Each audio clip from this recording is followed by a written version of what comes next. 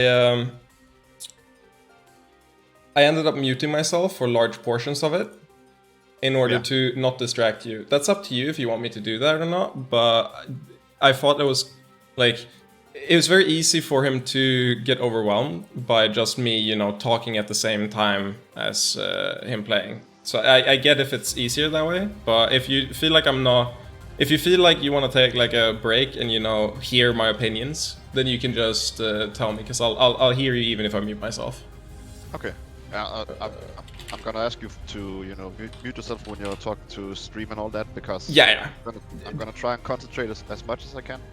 Yeah, that makes sense. So that's essentially it. What I do is I end up pointing stuff out, and what happens is when I have to explain it to you afterwards, the easiest way to do that is by already having explained it to chat. So a lot of it is me seeing something, trying to word it so that chat understands it, and then then we can talk about it. So when you watch it back later, you can you can hear like how I came to my conclusions and stuff with chat. So I'll definitely be muted for like most of the time. Alright. But yeah, you can start. Let me just write basic music here. Yeah. Alright. He knows.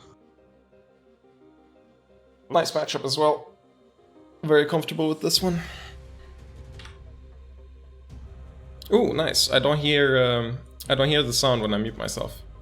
It's perfect. Wait, do I mute him or only me? I have to check real quick. I do only mute me. Perfect.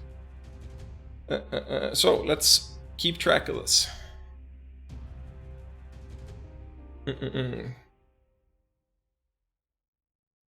I don't have any game audio. I should have made him. Share. After this game, can you change it so you're sharing the game and not the screen? Yes. That way I actually get audio. I can do it right now. Give me a sec here. Yeah. Would be sick. Stream Dolphin. Do you have perfect. sound now? Yes, I'm pretty sure. Right. Yeah, I do. Yep, I do. It's not that big a deal, really. It's just nice to have. Ooh, that's very common. Oh. Good take.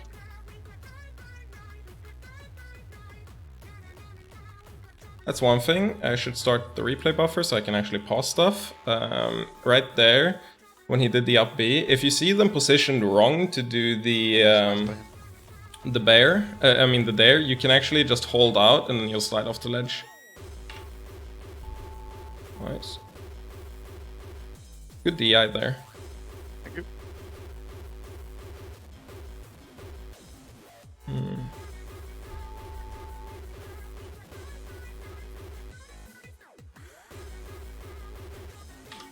One thing that's immediately obvious is that he's struggling a bit with how he's like relating to lasers. He's relating them. He's looking at them like an obstacle that he has to go around instead of going through. I think one thing that'll definitely make this specific matchup easier is if he learns like how much lag he's in after each laser, and roughly like what mix-ups he has to play from that spot. Because right now he sort of has to like go around Falco instead of going at him. He's doing a lot of empty wake-ups. Don't worry, I'm not judging you that harshly. I'm judging myself. But you know how it is the first game of the day. True. I'm fully aware of it, so don't worry about it. It's his first game as well, though. So oh well, well, Falco's bullshit, right? Because it takes a lot more effort to work around lasers than it takes to shoot lasers. Yep.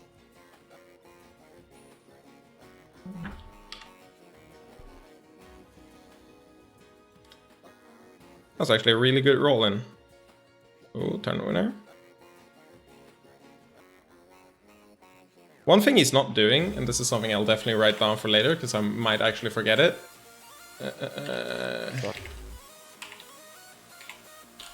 But only one thing I noticed like immediately is that the way you're going about playing this matchup is that you're not really taking backstage positioning. A lot of the time against Falco, he's really threatening when you're facing like to the ledge and he's in stage.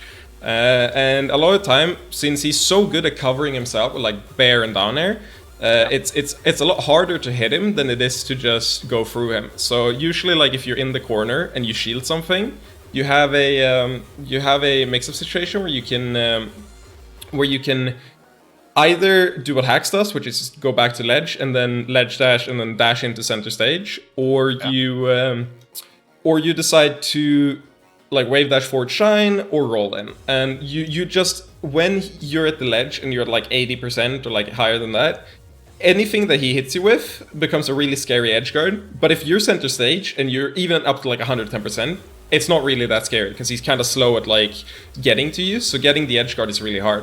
So a lot of time when you're stuck at the edge, you should prioritize just, you know, reversing it so you're at center stage and he's like facing outwards. It's like really, really important, this matchup, because I saw that you're kind of stuck and you're very patient, but I feel like a lot of time you're trying to get back to center stage by hitting him, and it's a lot easier to get center stage by ignoring him and just saying, okay, I'm going around you. It's part of why his full jump is so good, because if you full jump to hit Falco, his up tilt is like super good, right? But if you full jump to just get through him, he can't really contest it. That's something I was thinking about. I see what you mean. Okay, I'm gonna try that now then. I'm not expecting you to like implement anything, everything, but I just, I kind of want to talk about some, I guess, like reasoning. Who's this pupil? So after we had our session, he hit me up on Twitter and he's like, "Ooh, I'd be down to do a lesson." And I hadn't played with him at the time, but I was like, sure, I'm not gonna take payment, right? And I don't really care who it is. If it's someone new who I like haven't talked to before, then it's even better, because eventually I will do lessons with, you know, with people I'm not super good friends with, right? So it made a lot of sense to just immediately to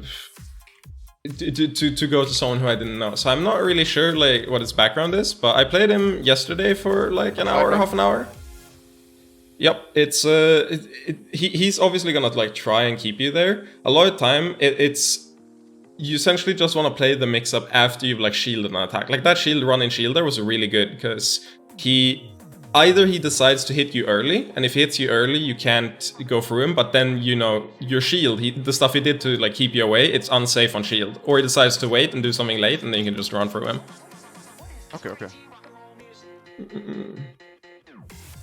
That was a perfect dash back out of laser. Ooh.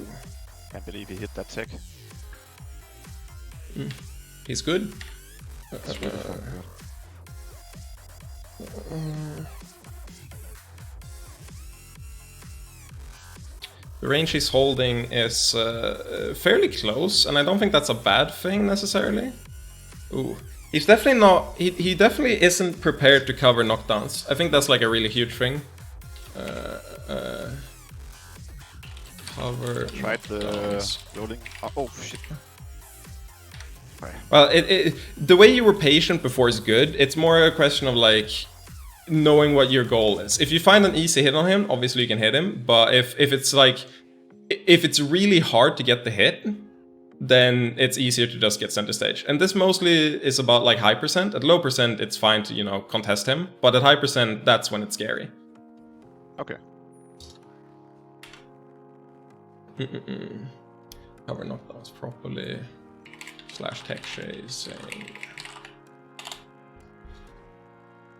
Good there. Oh, that was a nice read by him. Yeah, I was very surprised he went for that. Yeah, we played each other a lot, so no. Yeah, he knows your habits. Like, yeah, the melee psychosis is real deep between Yep. us. That's sick. Right there, I'm gonna save that, because he could have he could have attacked him out of shield there. And other than that, he also did like a nair at 0%, which isn't bad. I think this guy needs to get a better running shield game and shine out shield. It helps a lot to open up Falco. I don't disagree. But I think there's a lot of other things that might take precedent. I think he's using shield fairly well. But yes, he needs to get comfortable with knockdowns, and he needs to get comfortable with acting out of shield. Because right now, like, Falco hit a high downer on shield, and my immediate instinct is, you know, punish it, but I think he's very, very scared of Falco's pressure. Ooh, that was an extremely good up B. I'm dead. Wow. So Creative much work. finish. Yep. Yeah. At low percent, I always just go for like trades a lot of time. I'll do a lot of overshoots and just go for like a lot of nair hits. Or either if he's walling me out, that's when I just like full jump bear at him.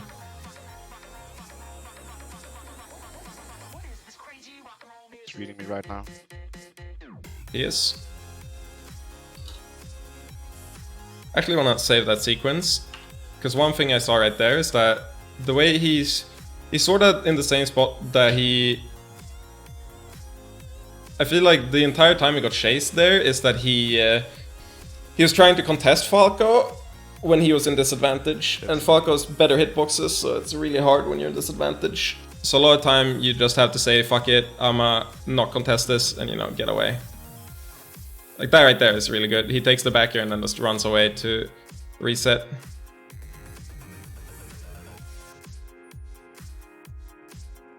So he's definitely trying to like noob killer him by doing like wake up tilts and wake up shines a lot, and Buzz hasn't fallen for it any like once.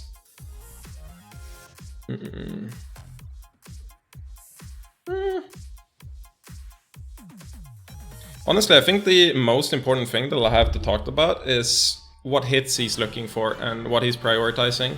Because the obvious problem that he has, which is very common for like mid-level foxes, is that he's very focused on getting the hit, but he's not aware of like what reward he's supposed to get after the hit. So he's hitting like stray nairs. Like he's hit him like 6 times this stock. He's hit him like 6 times this stock, but he hasn't converted like properly from a single one. Fuck, I got on. The big difference there was 2 things. That you, every time you woke up, like, so he downers you and you like roll away. Every time you woke up, you were looking for like a counter hit. And the way you were doing it was either you were dashing away and then doing like a nair in, or you were doing like an up tilt or down tilt on wake up. And Falco is so good at just, you know, either trading or just beating your move straight out. So a lot of time I feel like if he gives you time to just wake up, I just want to dash dance grab him. That's literally it. I want him to either start lasering me so that, you know, we get to play that situation, or I want him to do the aerial that beats me coming in, and then I just dash dance grab. Yeah, because otherwise if you go for like... Traits is super good if he's at like medium percent and you're at like 0. But if you're not, if that's not the case, then, you know, a lot of time he'll just get shine on you. I'm gonna try and mix it up now. Yeah. And of course, if you want, I don't really have to like give you super hard advice, because obviously if you try to implement new stuff, at first it'll be harder, right? So if you just want to play, that's fine too. I want to try and, you know, implement it right away. That's fair. I'll point it out if I see you like try and go for something, and if it doesn't work, I'll tell you like why. Yes, please do. Let's get shorten.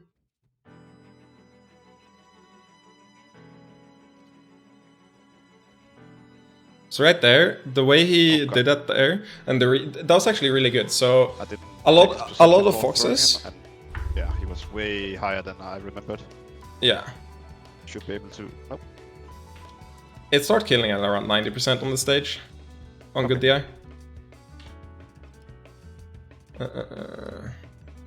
Pip stream is best stream, happy to hear it. That was good.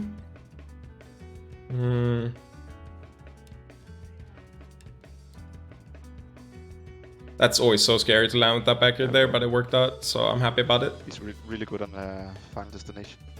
Yeah, I've noticed. He knows the like shine combos for sure. Fuck.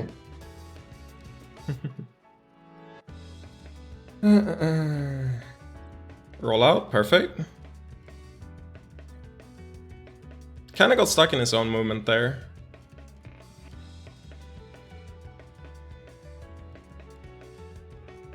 He's definitely uncomfortable moving between lasers, or like he's really good at moving between one type of laser, but as soon as it's like he tried to do an approach and then he got stuffed out, then he's kind of lost. So like I think he's got like the timing for when he's hit when he's on the ground, but if he gets hit like in the air, he gets kind of confused, which is normal, but kind of sucks. And like when he gets jabbed, for example, right there, when he gets jabbed, he immediately tries to press a button like too fast, so he gets stuck, and then he just like turns around in place. He's trying to dash too fast. Ah, he read the straight angle. Yup. One thing I've noticed is that when you get hit but you don't go into tumble, you try to move too fast. There's a lot of times where you take like a jab and then you like turn around in place because you tried to dash while you were still in lag. And a lot of time that's really messing you up because you're getting like hit for standing still afterwards because you get stuck in your movement. Need to get better at that as well. Yup. And that's obviously like a lot harder versus Falco than other characters because Falco lasers you all the time. And you're good at moving between lasers. I'll give you that. You're really good at moving between lasers, but not like, I guess, other hits.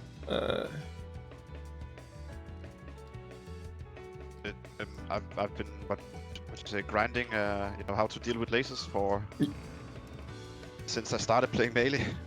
Yeah, and you're markedly better than average on it, I'll say, for sure. Oh, nice. Oh, right there, the jabs he did like twice, you tried to like dash back, so you got stuck in your movement like twice. That was what I was talking about. The softed nair, I don't like it. Especially if he doesn't go for like up tilt afterwards.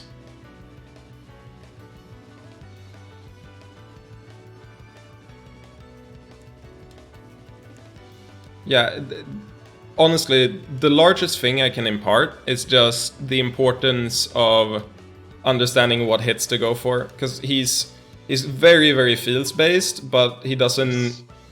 He hasn't like got enough experience to understand what to do in every spot. Oh, can't believe he hit that tick. I'm gonna hit this tick. Up smash? Oh, almost.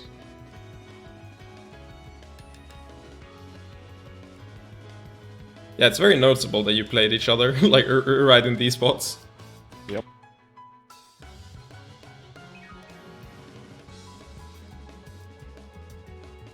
But he's way better at, I feel like, decision making. Also, his like move selection is really fucking good. I never feel like he chooses the wrong move for situations. That was actually one of the things I just pointed out to the stream, that I feel like you haven't really got... A clue is the wrong word, but you don't really have a solid like understanding of what you're looking for after a hit. So you're often going for hits that don't combo, or you're like, the follow-up you're choosing locks you out of like an extended combo. Which is something I'll have to talk about later, but for now, it's... what matters is just hitting him a lot of times to compensate. That was good.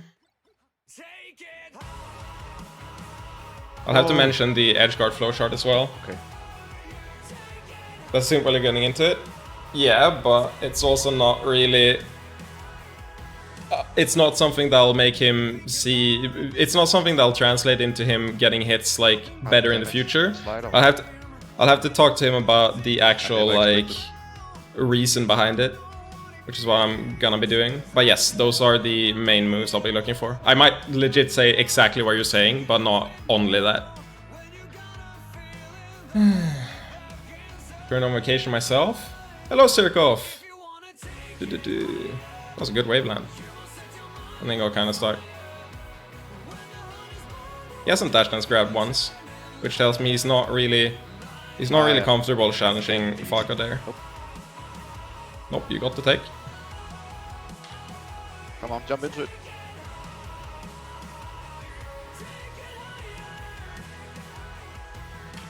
Nice. Yes, I did it.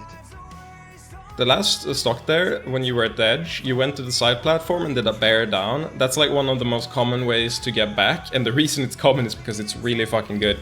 And that's sort of the thing where Falco, he's really bad at covering the platform. He has to commit a lot to do it. And good Falcos will take that risk, but Basse really like... hasn't really seemed to. So the way you just wave landed to the side platform, and then you can pick to either go to top platform or you can hit him, right? So that was really good. Nice, thank you. When I mentioned like going around, that's like one of the big ways to do it, for sure. Alright, that's good to hear, man. Depends how much info he can assure, but it's a nice way to say it if he needs a very shallow understanding at first. Yes, I don't disagree. It's just very much not my style to give him something that doesn't like translate. That's one of the things I hate a lot. It's one of the things that I hate the most, which is just place when I'm standing right there. It's the hardest one to react to, so it's very common to go for. Okay.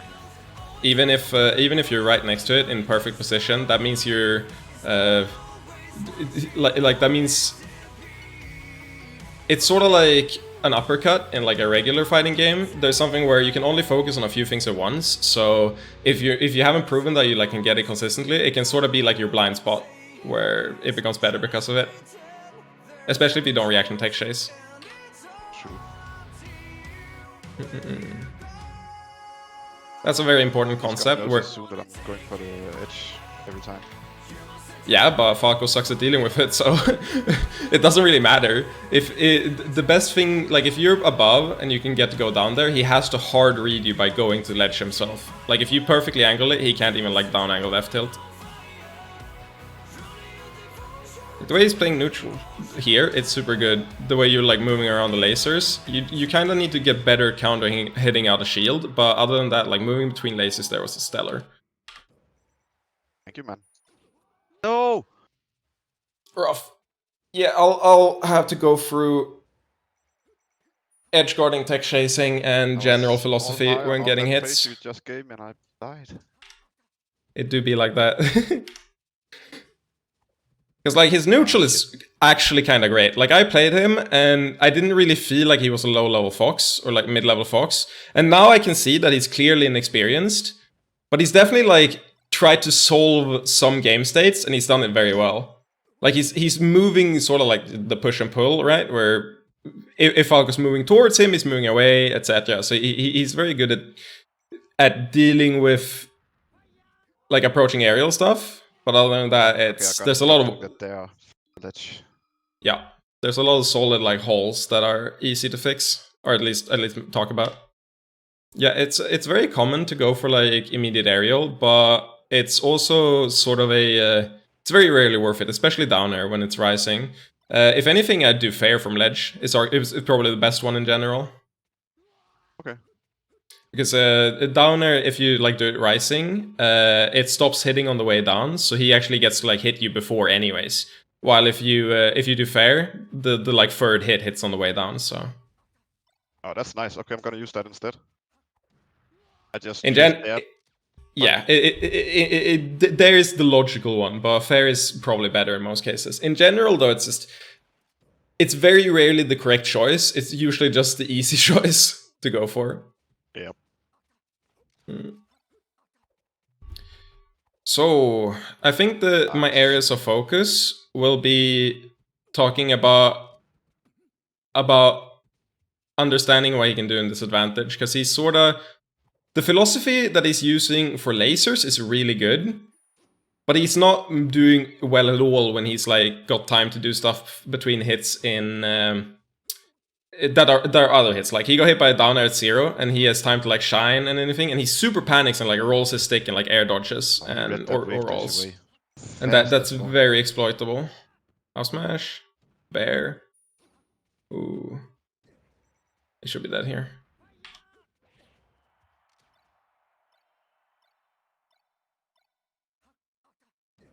Oh! I was aiming for random, but you know, box angles are so fucking hard. I see, yeah. So you're on the box now. Did you switch recently? Oh man. Played on it for like, I don't know, maybe almost a year. Okay. Box angles aren't really that hard, or like the special ones are, but the 8 common angles are really brain dead, and they're the ones you want to go for a lot of the time anyways. So I think the big thing is that he's The way good foxes do it is they drift to set up for the correct angle. So even if you don't know like every angle on the box, you can definitely just go for like the 4 good ones, you know, that are really easy to execute. That was a perfect out smash of the shield. After that nair, he could have just followed him. He's sheathing him.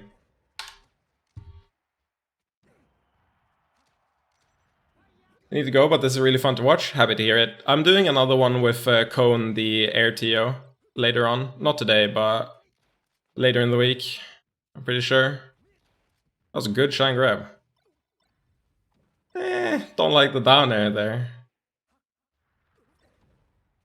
Perfect take. Makes it back as well. Roll in. Yeah, he's very, very fast on like the panic rolls in between. But he's also kind of stressed because I'm, you know, judging him. That's good.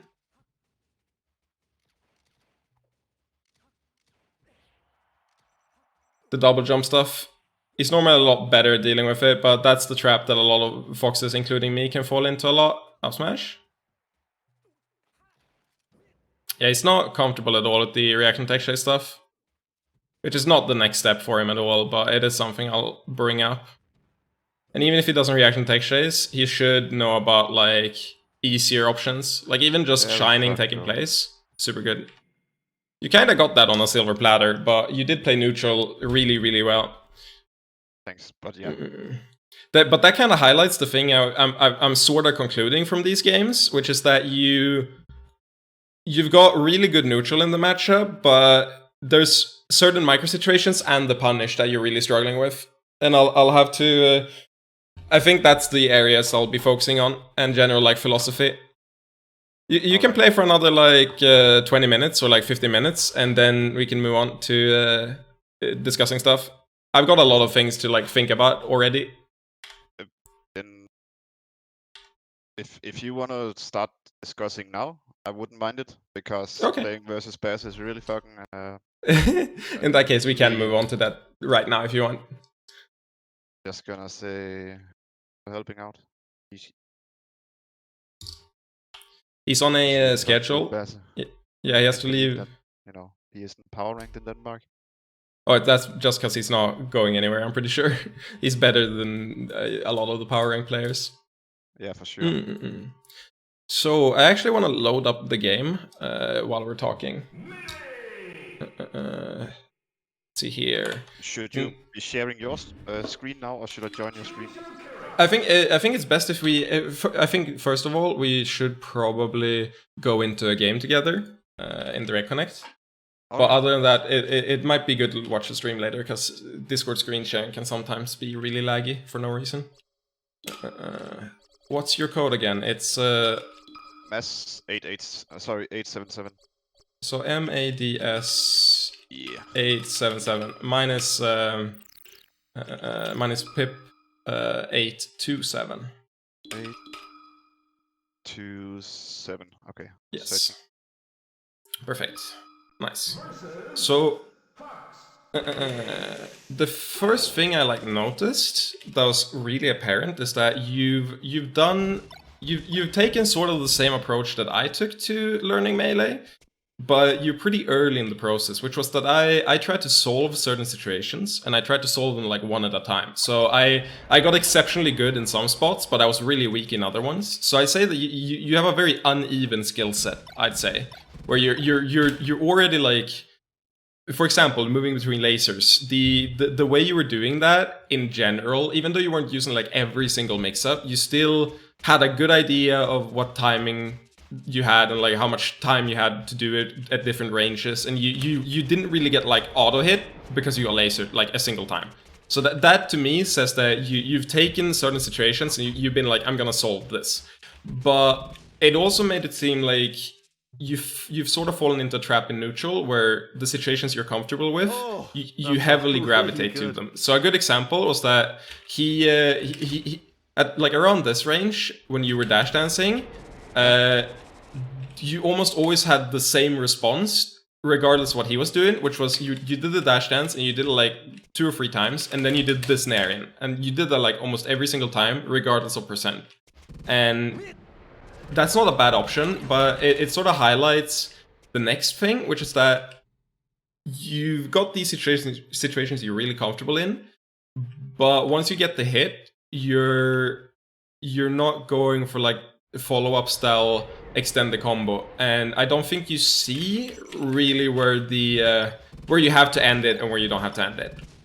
So a good example again was just that you hit like an up tilt on the ground, like he was laying down, and then it was like a 50% center stage, and you immediately go for like a back air, and then he gets ledge for free, right? Well, if you go for like a falling up air, you get like 2 of them, and then you get a follow-up, you know, which leads into a back air at like 110% or something. So there's a lot of situations like that where you kind of let go really early.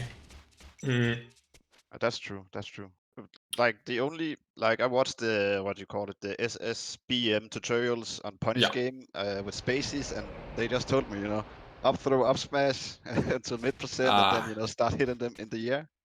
And that's like my base of Punish Game. So I just try and string different things together that I know I can get some kind of punish out of.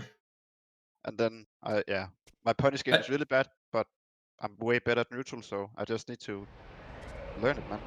Well, a big thing I think is just that the way you're sort of in the same trap there, right? The way you're going about it. So the way I see improvement in Melee in general, even not just this, but like, or even I have to follow the structure. There's a guide written on it by Lod, which is called the golden pathway, is what he calls it, and it's sort of like a trial and error system where you're forced to get better, essentially, and that one is definitely worth a read. But the gist of it is that the better you get, the more things you become comfortable with, and that means that it's harder to force yourself to do stuff you're uncomfortable with, right?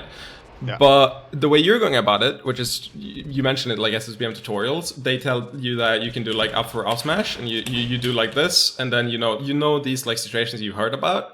But relying on what you're already comfortable with won't make you better, right? So a lot of the time, the secret is to take risks and do stuff that you don't know if it's gonna work, and then you sort of like, if it doesn't work, you ask why, and if it works, you're like, nice, now I know that. So like for me recently, I learned that if I do like at high percent, I do like the up tilt from like a side B recovery, you know, you up tilt it here. A lot of the time, Foxes we just do like, you know, the full jump back here to get them out again. But most of the time, if it's like high percent, I can actually just wave and up smash. And I was like, maybe this works. And I tried it, and I was like, yes, it actually does. And that's just like one example of pushing yourself like past what you already know. And I think that'll be really important for you, because you honestly, you're focusing a lot on getting the hit, but you're super duper lost. Like, there's no easy way to say it, but you're super lost once you've actually gotten the hit. And I think I could tell you like the exact secret of everything, but that would, 1, be very time consuming, and 2, it wouldn't really give you the tools to, I guess, learn it yourself. So what I think I'll do is I'll tell you sort of like how I think about it, right? Because the way I went about it, because at first I didn't really know what to do, right? And the first step is obviously to ask questions, of course, but you also have to convert what you're getting for answers to something comprehensible. So like at first I asked like, how do I learn neutral? And someone's like, or how do I get better was like my first question. And then someone says, learn neutral. And neutral can mean anything. It doesn't have to mean, like, it doesn't actually mean anything. It's a buzzword. And in the same way, the punish, it's really easy to get vague answers that you have to like digest into small micro situations, which I think will work well for you since you're already like super good at dealing with lasers. So like a good rule of thumb is like, there's a flow chart on FD to kill a fox every single time from up throw. Yeah. And with that premise, if you're doing an up throw up smash and getting nothing afterwards, you should compare yourself against that theoretical, you know, touch of death and ask yourself, wait, what's the difference between what I'm doing and this theoretical perfect execution? And then you sort of like break down the components and you try to like visualize what that would look like. and then, you know, you try and implement each step. So actually, let's go to FD, and I'll give like, this is an example, because the FD punish game is the easiest one to break down into a flowchart, right? So obviously, you want to get the up throw, but here we go with the neutral thing again. The thing you do a lot is you do like this nair, but you do it at every percent. You don't just do it at like high percent. So the Falco, if he was comfortable just like CC shining you, like almost every time he could have just, you know, CC shined you, and you would have been the one that got combat anyways. So the big thing is that at low percent, you almost always want to do down air, but that doesn't really true combo into grab, right? But so high level play, you sort of get into this thing where you have a few ways to get grab. You can get a grab from shine, you can get a grab through down air, and you can get a grab from nair at like mid percent, like a knockdown. So you sort of have to pick what area to develop first, but you the same way you learned about lasers and like one situation at a time, you move through. And like, I didn't choose to learn tech chasing first. I was pretty bad at tech chasing. I chose to learn the grab stuff first. So like I knew perfectly like what to go for at every percent, and, you know, get this perfect flow chart punish. And then only once I learned that, I realized that, oh, I can only get a grab through dash dance grab or nair. Like, there's no other way I'm getting a grab right now. I don't know how to tech chase. And because I didn't know how to tech chase, I was like, wait, so if I play someone who specifically plays around my, you know, short up nair and my dash dance grab, I'm not getting my touch of death punish game. It doesn't matter. And in the same way, you sort of have to... they complement each other, right? So it's not really that important or good to like improve your neutral game if there's no reward attached, but there's no reason to improve your punish game if you're not gonna get the hit, right? So I'm not gonna talk anymore in, I guess, vague concepts. Instead, I'll talk about more specific situations, because I'm honestly a bit flabbergasted that you're so good in some spots and so obviously not used to other spots. Good example is he jabs you, and you're so used to like the dash dance movement that you sort of just like stand still. It's like, jab me. And you saw I like dash the back immediately. I see that I get jabbed, and I compensate by pressing another button immediately, even if it's not like the same timing. While the way you did it was like you dash dance and you get jabbed, and you sort of like turn around and like look around a little bit and like roll away, and you get super stuck in your movement. And the same way, I feel like you have these panic options because it's incomprehensible like exactly what to do in every spot, right? So a good example is Falco downers you, and a lot of time you'd like roll away or spot dodge, trying to go for shine out of shield and stuff, while say if he dash attacks, you do the same thing.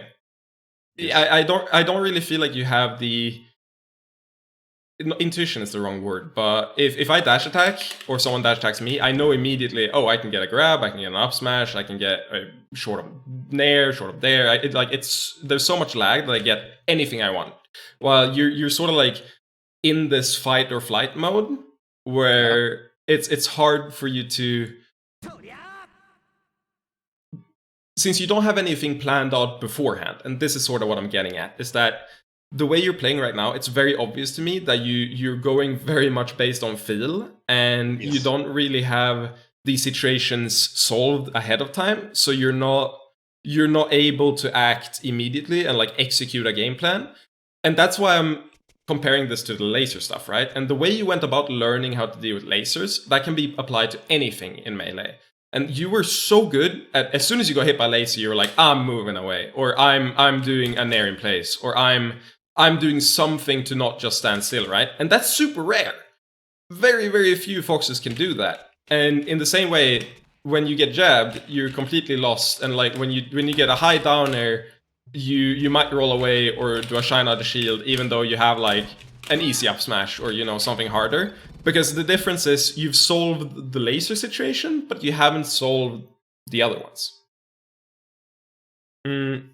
I have had the thought that I have some kind of learning disability in Melee, because I've been playing this shit for 5 years, and I've been, you know, I've been tryharding this shit, and I'm stuck here where I am now. This is my 4th character, you know, trying to solve that shit.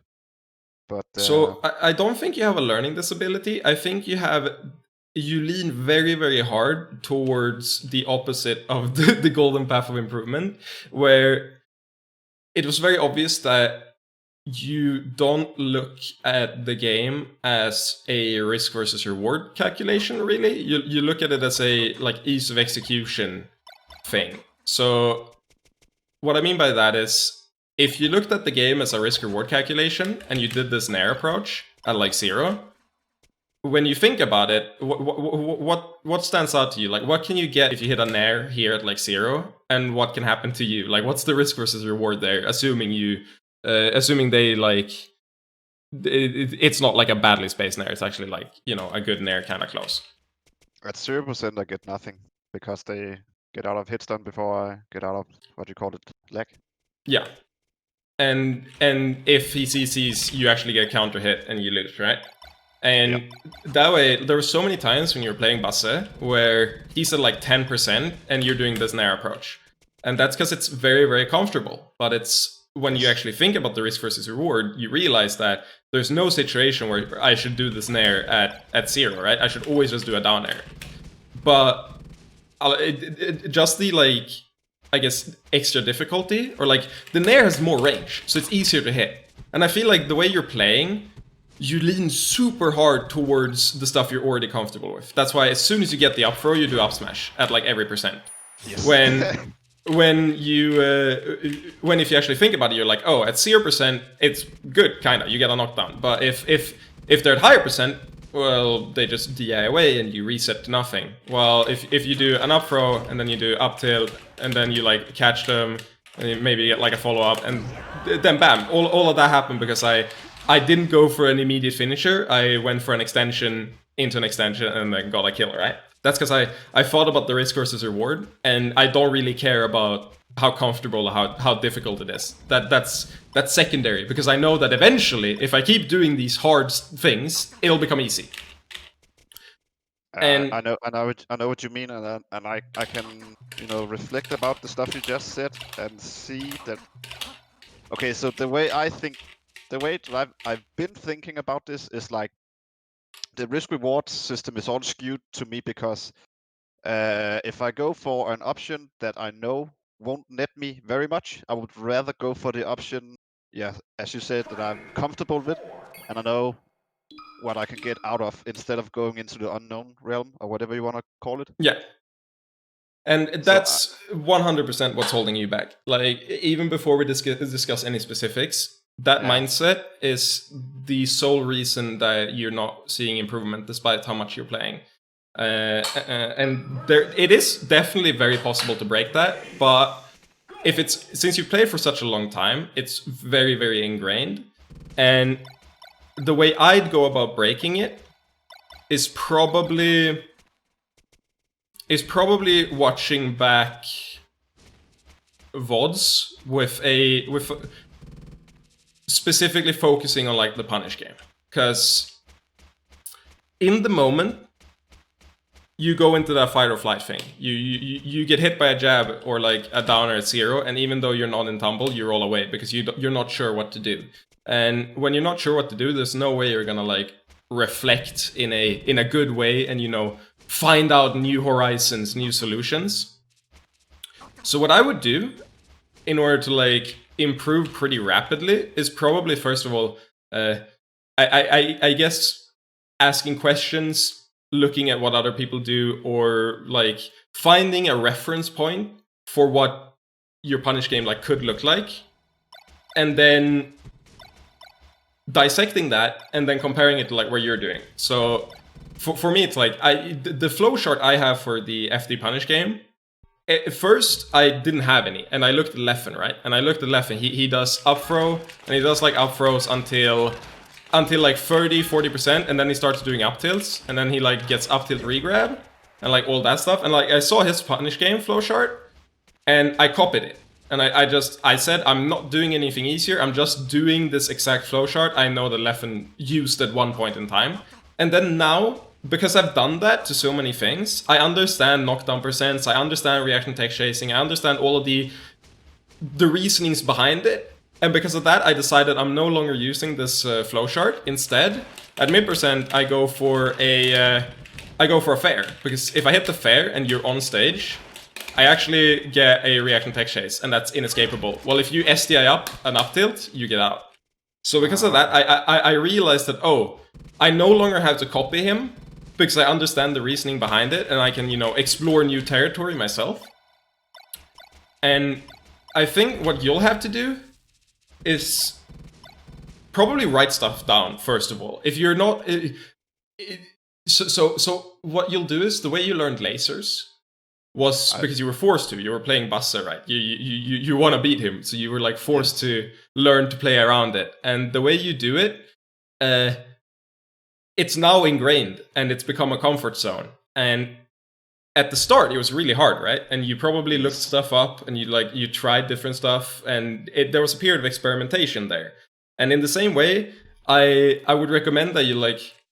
First of all, I'll probably answer like any question you have, but even after that, you should probably just like write stuff down. And a good example is like, I didn't know how to react and tech chase. So I tried it in training mode, and then my number one like note that superseded everything else I was training on at the time was just like, get a knockdown, position myself with the tech chase, and go for a tech chase. And I failed like hundreds, thousands of times at getting the tech chase. Like I couldn't dash out of crouch. So it's like, say I hit a soft hit nair, and then I stand next to you, and then you roll through me, I'm just standing here. I'm literally not doing anything, because I went for the dash back out of crouch, but I didn't hit it, right? And I did that until eventually I just hit it every time. And now people are like, oh, you're so talented at the game, you just like know how to do it so hard. And no, I went for the same trial of error that everyone else did. I just very consciously chose to do this super hard option that wasn't very comfortable until it became, you know, my new default standard comfort zone. And this doesn't have to be boring or hard or difficult, really. It all depends on how you frame it. So the more you break it down, the easier you make it, the better it is. So a good example is just like, oh, I'm playing against Basse, and I get the urge to do this nair approach. Before you do that nair approach, check if he's below 50%. If he's below 50%, replace it with this nair. So okay. you just say, like, you write it down in a notepad, and then for the next time you play Basse, you're like, okay, I'm gonna do dare when he's below 50%, and then, you know, do dare grab, or like, there's obviously stuff afterwards, like dare shine or dare grab, and then you just say, I'm gonna remember this until it's the thing I do. I don't even like, I never do this nair again below like 50%. It's not something that comes to mind. And that's how you reprogram yourself so that you start doing uncomfortable things. And like, another one would be, oh, don't up throw up smash. Never up throw up smash. Instead, like... Even on stages with platforms? Yeah, even on stages with platforms. Like, we can go like Battlefield, and like at zero, if every stage, if you up throw up smash and they just like hold away, DI full away, what happens is, they can drift really far away and then tech roll away, and then they're out for free at every percent. Like, it never combos if they have good DI. And obviously, if you're playing Basse, chances are he'll still get comboed from it. But instead, if you do like an up throw up air, like right there, that's a much better mix-up to play. So like, if I do up throw at center stage, why would I go for up smash here, when I could instead just, you know, keep up throwing, or like up tilting if he's DIing in place, and then, you know, getting the up air ladders, right? Like, there's an alternative there that has more steps associated with it, but has a guaranteed higher reward if you can execute it. And setting these like rules that you're not gonna do the thing, yeah, the easy stuff, and like you find out this is the harder stuff that other people are doing. I want to emulate this, I want to do this, and then saying, okay, I'll do that instead of what I'm not already doing. So like for me, the thing I'm stuck on now and like trying to implement is that I'm doing a lot of shines, and then as soon as they mistake, you actually have a perfect react on tech chase there. And that's a lot harder than what I'm asking you to do. But like, if you don't crouch and you don't tech, I get to cover every single option you do into grab.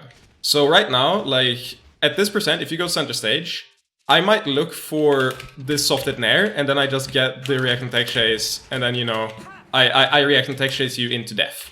And that's because before then, I do dare grab, and then, you know, get my grabs that way. But as soon as I realized, wait, dare grab, they can buffer a spot dodge, they can get out of it, they can shine it as well. If I do dare shine and they miss a tech, I have a free kill, but they can't do anything. It's just strictly a what's it called? It's not a superior strategy. It's a there's a word for it. Overdetermined strategy. It's an overdetermined strategy. It's where you've got two strategies, and one of them is the same thing but strictly better. And whenever you can find that you're doing one thing, but there's another thing you could be doing, which, if executed correctly, is just straight up better than what you're already doing, then you should always try and like move towards that. It's obvious to me now, but I feel like I fucking wasted 5 years. Oh yeah, that's you're not alone. Like, this is something that I've talked to a lot of people about. Like, you know Mai, who's a top EU player. Yeah, I played him on unranked. He's super good. So I talked to him about some basic concepts like this, and he actually said the same thing. He's like, this is so simple, and I don't know why I haven't already thought about this. And just being able to I guess, like, if you're not looking for it, it's really hard to see on your own. And in the same way, like, I have blind spots. If I didn't, I'd be better than Leffen at this point. But I also have things I need to train. It's just that it's really easy to point out mistakes in other people, especially if you've already done the same mistake. And I wouldn't say your 5 years were wasted, but they're gonna make it a lot easier for you to move up the ladder now. It's sort of like, not to use a like MMO or ARPG like comparison, but say you've bought like perfect leveling gear. The 5 years you invested was just making it so that you're gonna have a much easier time moving up now than you would if you just started. But you did indeed, like, you were stuck at the same level because you didn't like do anything that would improve. And you'll simply have to readjust towards doing that, and that'll take some time. But just writing it down, and obviously you can ask me at any point if there's something like I have opinions on, that'll probably like help a lot. So for example, if you go and die, like, real quick, just jump down. A lot of people, they don't know how, say, the up throw flowchart works under a platform. So like, it's actually like completely solved, you could say. And there is a like slightly better way to do it, but it's so much harder that it's like not, in my opinion, not worth doing. But you do have to at some point in tournament say, oh, I can't do 8 frame perfect inputs if it's like 5% better. Then it's not really a better strategy. But so like, if I get an up throw here, the flowchart that people tell you about is to just, you know, up for up air and then go from there.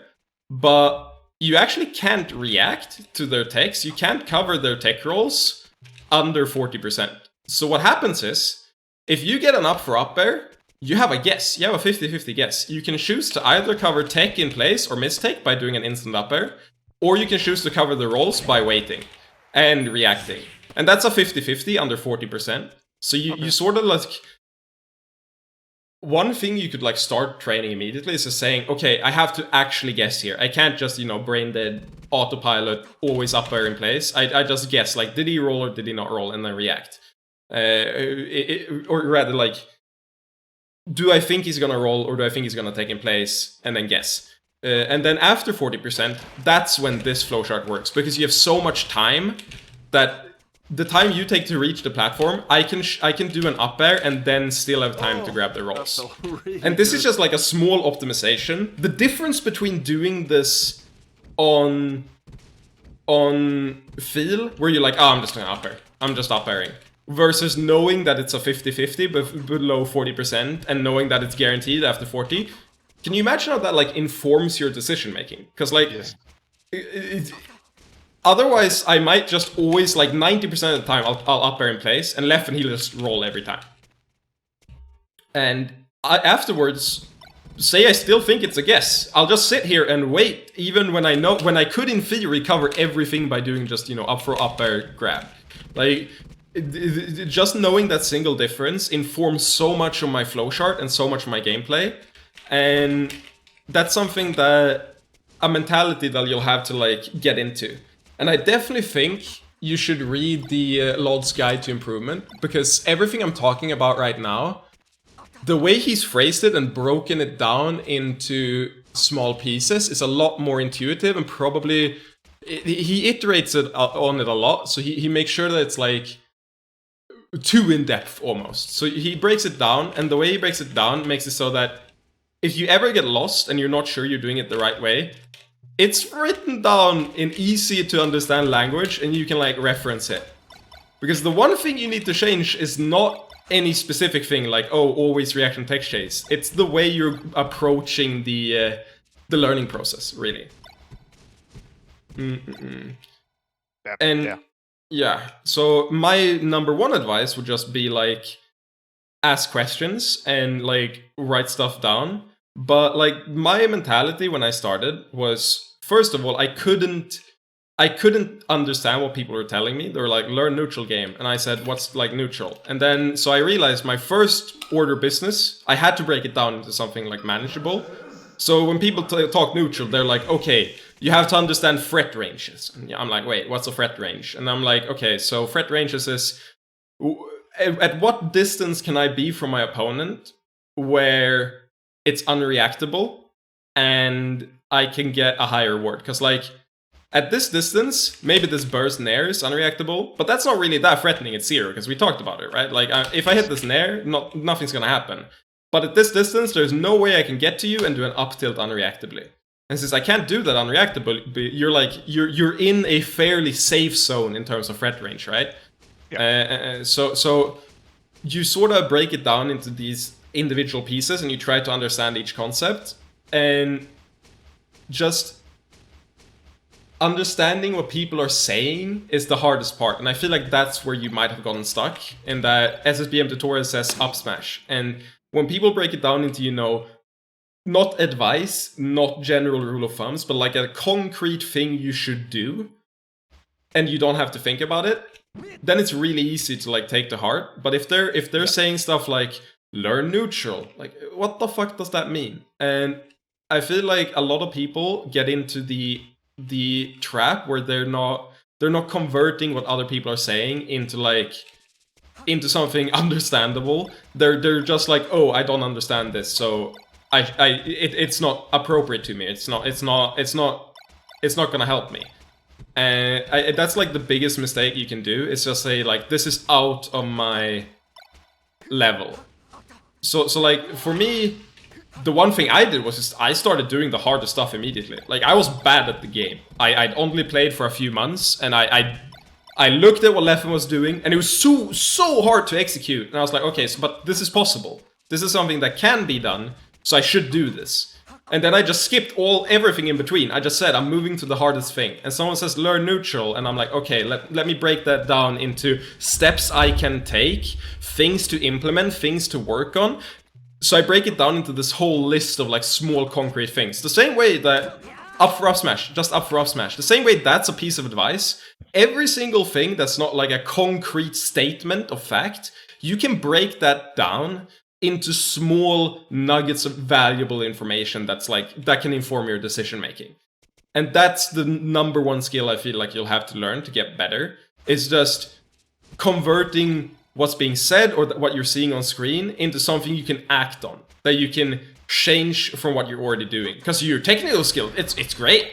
Technical skill is great, but like, it doesn't really matter if you can't apply it, right? It's like you've got the hammer, but you don't have any, or like you got a sword, but you don't know any technique. You can only like, you know, swayed around, it might be menacing to someone, but if I know that you don't know what to do with it, it's not that threatening. Well, if you were a master, then you just like fuck me up, because it's the same tool but applied differently. And the same way, like if you're used to doing this in air, or like just shining, if you're shining and guessing afterwards, you're not really using shine's full potential. If you can, the stage I'm at now, I'm just like, okay, I'm a shine, and if you take, it's a guess. I'm not gonna react fast enough. But if you don't take, I'm killing you. And just breaking it down like that, where we have the same tool, it does the exact same thing, but I'm consciously applying it in a much more complex way than you are. True that. So yeah, I definitely read like Lod's Guide of Improvement, and I was gonna give you more like specific advice, but I feel like that might actually like hamper you more than it help. Because like I can go through the exact like FD flowchart that I haven't written it out, but I have it like all in my head, and I know percent ranges. So like I can tell you that as soon as you get a grab, you're gonna up throw, and you're gonna react to every DI, and you're gonna up throw like this until they're like this percent, and then you're gonna do like one up tilt.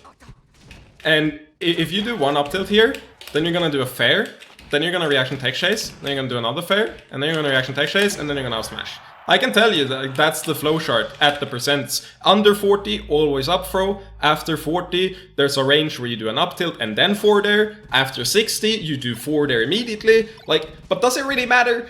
Is that gonna convert to you learning like every other piece of the game, or are you still just gonna be this like unbalanced player who knows how to deal with lasers, who knows how to ledge dash, and who knows how to kill from a grab on FD?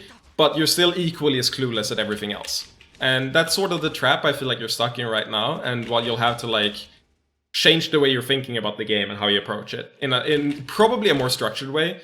But even just in general, my rule of thumb, golden rule for improvement, is just looking at why you got hit, looking at why you dropped the punish, looking at anything that can be considered a failure, and saying, what could I have done differently that would have like been better, that would have given me more punish like percent, or that would have won me neutral in this exact spot. Even being able to reflect on that, and now with Slippy you can even look back at it. You can look back and say, oh, this game I dropped these two things, let me look back and check that and like rewatch it back and forward and say, oh, so in this spot he's at 20%.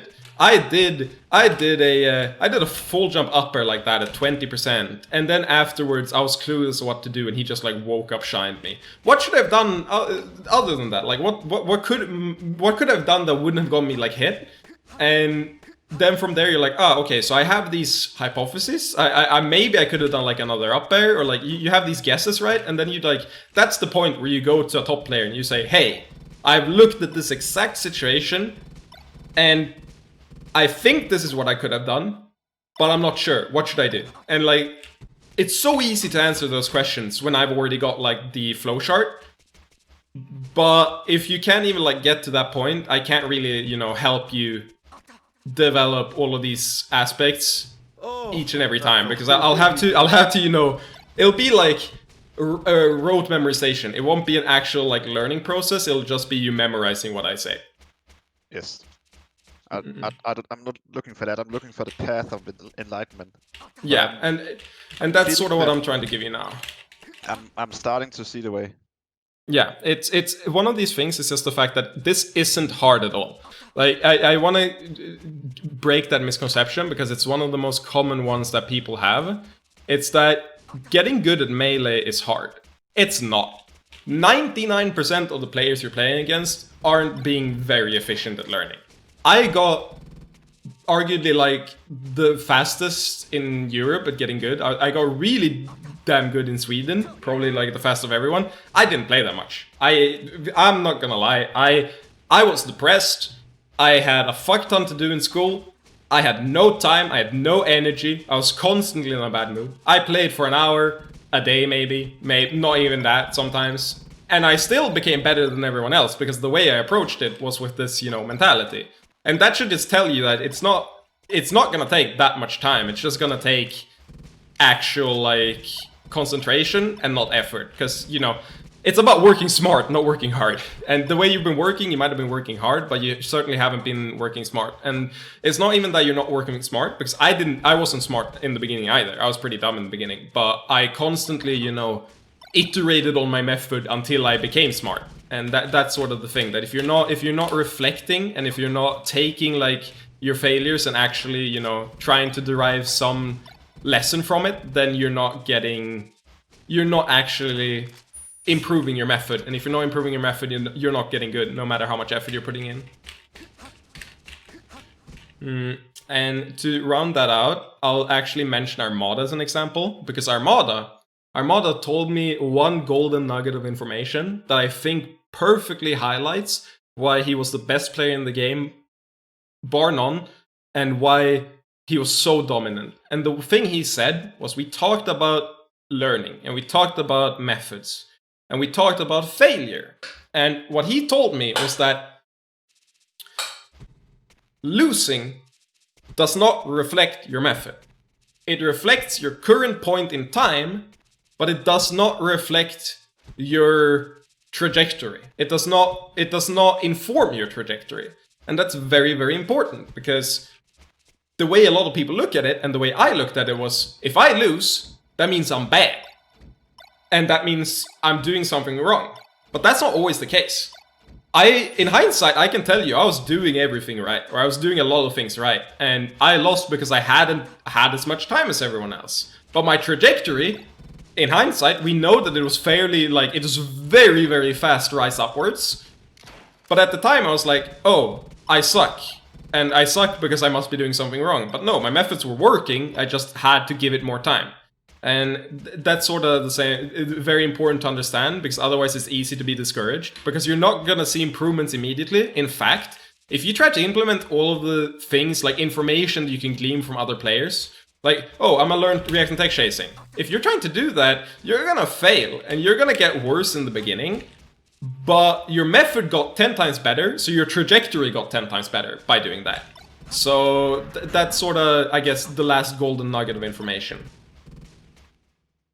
And I think it's really obvious to me that you have nothing to worry about in terms of how good you are at learning melee, because you've already proven it in these situations that you're comfortable in. Like, you're really good at dealing with the exact neutral situation against Falco. Like, you dash back, you whiff punish from there, you shield perfectly and like shine out a shield, you take a laser, you wave dash back, like you do all of these things. And that's not automatic. That's not easy. That's arguably one of the hardest things to learn, because that's the biggest barrier everyone runs into and everyone complains about, but you've already gone past it. It's just that you have to do this with what other people might consider easier, that you just haven't, you know, applied the method to. And I guess that's like the end of what I really have to say on that, because I feel like just changing that method, writing stuff down, reflecting on where you could have done stuff better and like why you got hit and stuff, reflecting on those things, you're immediately gonna see improvement. It's gonna take days, and you're immediately just gonna change your game plan, because there's so many things that once you're looking at it that way, like this Nair, you know, you're just immediately gonna say, wait, no, this doesn't make sense, let me stop doing that. And once you say this doesn't make sense, you're already like beating the people who were relying on, you know, this one gimmick. Like, there's a lot of people, me included, who we can run into good players, but they have this one hole, right? And in your case, it'd be like you do this Nair. They have this one hole, and they just do this Nair. And all I'm looking for, I'm not even like playing the game. I'm playing a mini game, which is, let me go into this situation you're in, where you're doing this Nair. Let me just go to that situation and win that situation over and over and over again, without having to even think about the rest of the game. Because if I do that, I automatically win. And yeah, that's sort of what's gonna change, is if you reflect, you no longer have these like permanent weaknesses that we can exploit. And eventually, this is something a lot of people don't know, but if you're analyzing games, you start doing that when you're just playing. Like, if you're just playing net play, I have photographic melee memory at this point. Not perfectly all the time, but most of the time, if I'm playing a tournament set, 2 or 3 days later, I can look back to the exact set and say, oh, so Yeah, I remember that edgeguard situation. So the way you fucked that up was because you went for a stall at the wrong timing. Like I can make that judgment because I remember the situation, and the reason I remember that situation is because I've gotten so into the habit of, you know, recognizing what I've done wrong that I like automatically record everything. Like you learn to develop the skill with time, and eventually you stop having to even like watch VODs, even though it'll be easier and still is very much worthwhile. You can just like play someone on unranked and you do a downer and they SDI out and you're like, ah, okay, so how do I beat that SDI out? So it's like, oh, you just start doing this automatically and get into the habit. And that's when you'll see super rapid improvement. And that's the golden way of improvement that Lot talks about. And this has been a lot more of a one-sided lecture than before, but I feel like helping you about individual stuff isn't gonna really help in the long term, because no matter which character you play, you're gonna plateau if you don't have a mentality at least close to this. And I want to tell you, there used to be a culture in Melee. There used to be a culture in Melee that was super toxic, and it was that the less effort you put in, the better it was, or like the more worthwhile your skill was. And Mango is especially guilty of this, because he used to tell everyone he didn't try. But recently he's gotten out and he's so fucking good at exactly what I've outlined. If you look at his stream, like at any point, he'll do something entirely new that he's never done before. Like he'll do like a specific shine downer that I've never seen before. And he's like, ah, okay, so that didn't work. If I do that with like 2 frame later downer, he won't say 2 frame, he'll say like a slightly later downer, that will probably have worked. And he just comes to these conclusions because he's so into that mindset. Which is why it's really funny that he used to say that he didn't try, because he definitely like thinks about the game like that. And even though he might not have like written down flowcharts, he has flowcharts. He has more flowcharts than anyone else. That's why he's so like different from every other Falco, because he lasers you, and once he's lasered you, he's like, ah, there's 10 ways I can play this situation, I already know all 10 ways, and I know what the outcomes are of every way, and the way you reacted, I must do this. And like he already has like this entire laundry list of like 10 different conclusions that he can come to, and he's so good at picking between them. But the reason he has those is because he's like went through the trial and error, and he still does. He's never stopped. Like even when he plays randoms, he still finds new stuff where he's like, oh, I got hit there, I wonder why. And that's the big thing separating good and bad players really in Melee. Yeah. Also, yeah, also real quick, I've been focusing a lot on the lesson, so I've got a lot of action in the streams. I want to thank Lahar, oh my god, hard pronounced, Lahar 400, thank you for the 2-month risk description. Ytterler McQuaid, Raidenshoe, That Dudek, The Real Sandwich, Wolby Tamer, and Defaults. Thank you all for the follow, dude. I appreciate it. But yeah, this is Do you have any idea sort of like my general like tip for everyone, I suppose. It's just, you're a very, very clear example of someone who's played the game without these concepts. So you might look at it and say you have like a learning disability, really good, but it's obvious that your confidence is gonna be shot if you're not seeing like improvement, right? Of course you're not gonna be confident in trying new stuff if you're not already seeing like rapid growth. So I feel like the more you play without this mindset, the harder it is to get into it.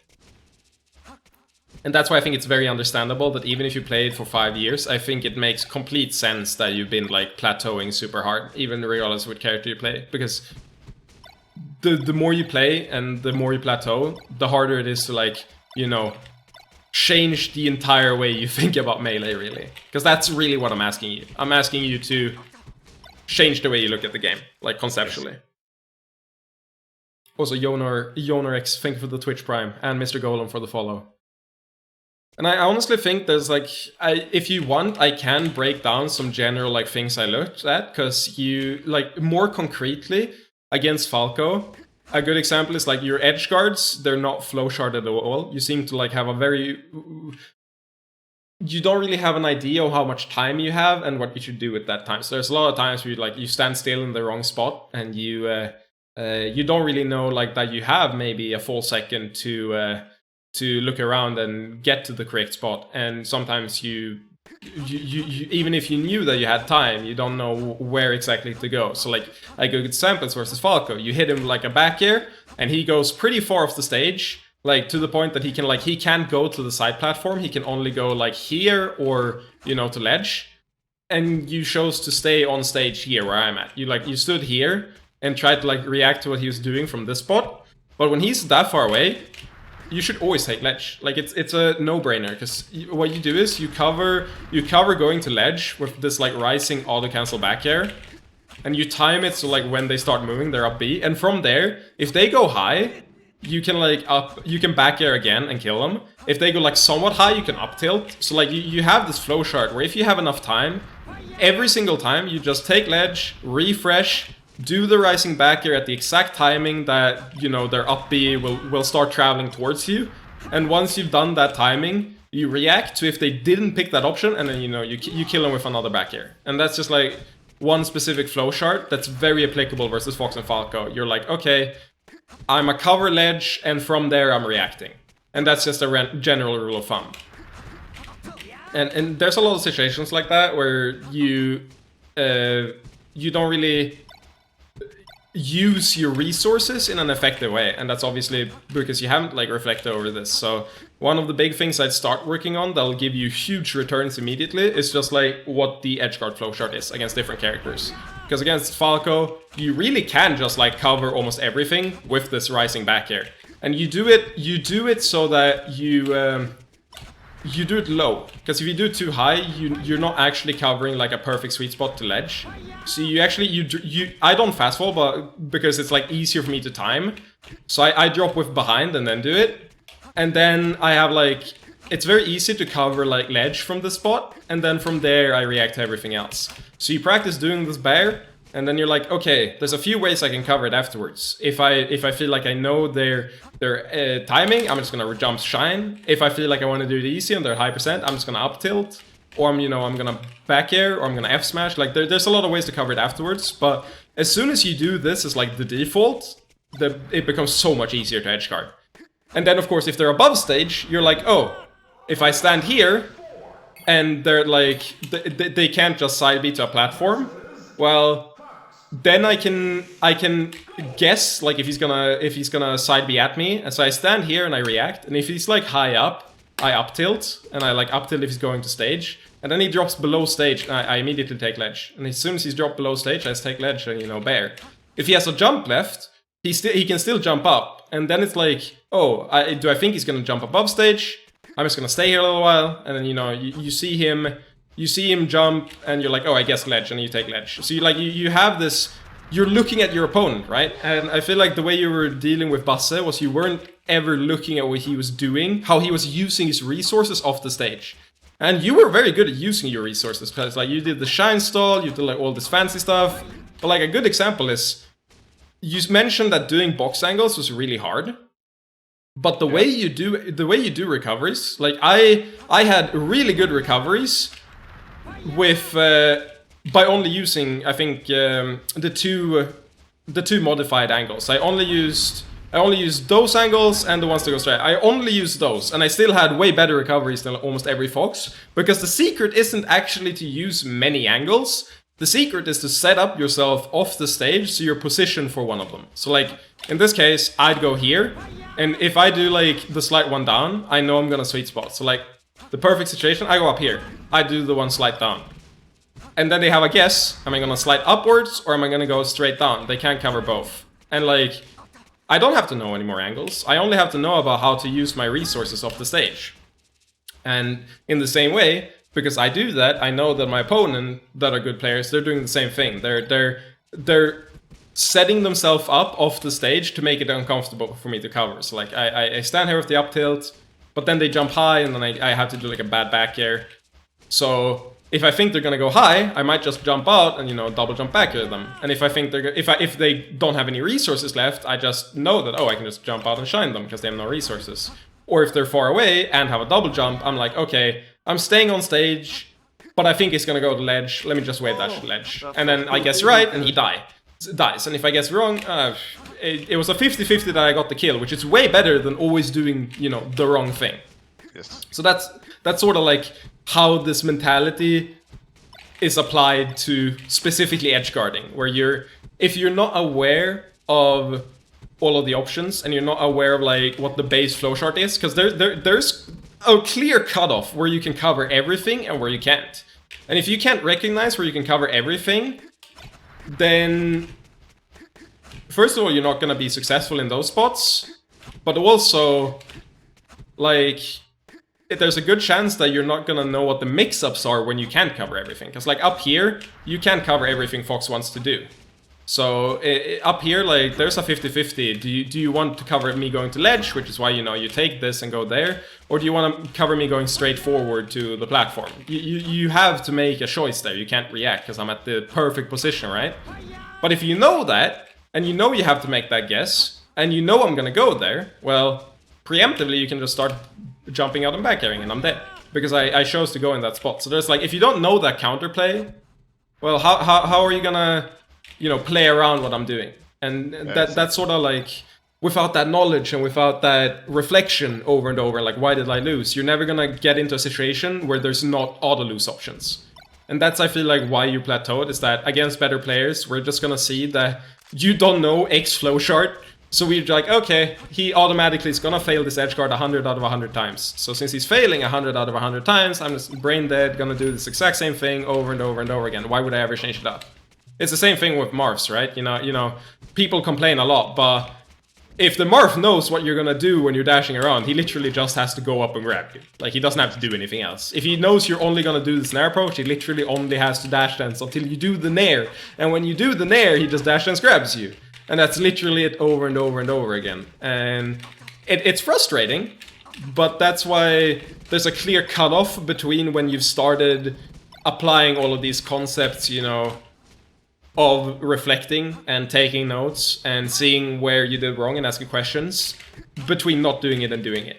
Because if you're not doing it, well, you're gonna fail against all this stuff. There's always gonna be some weakness that we can exploit. But if you're doing it, eventually you get to the point that even in a mid-match, you'll run into a top player and they'll do something you've never seen before. You've never seen the situation before, and you're like, ah, okay, so I failed this way, this was how it played out. And then if he does it again, you're like, I have a pretty good idea. I think I know what to do, and then, you know, you beat it because you're so used to this line of thinking that you can start doing it in real sets. So that's, I guess, the end of the lesson for today. I don't really have much more to say there. I would 100% recommend reading the LOD's Guide to Improvement, which I linked in the Discord, and I would honestly recommend everyone in chat do the same. It's pretty big, and I'm in the mobile basic version, which is a lot harder to read. Let me change that. It's pretty big, but it's the best resource for learning the game, like, bar none. There's no better write-up on Melee out there, and it goes through basically exactly what I'm talking about right now. Wait, the Discord command doesn't work? It should. Might be. I'll give you the link later. But yeah, that's my biggest advice. And then just like write stuff down and ask questions. And I'll answer anything you ask me as like a favor for a while. I might not do it forever, but that's like the least I can do to like help make this transition a bit easier. Yeah. I can tell you what I'm gonna try and do. I'm gonna watch some VODs, write down the combos that the Fox player is doing, try and emulate it, incorporate it into my own game, go for the hard stuff instead of the easy stuff that I know works. That's the best thing you can do. And then I gotta practice my edge guarding.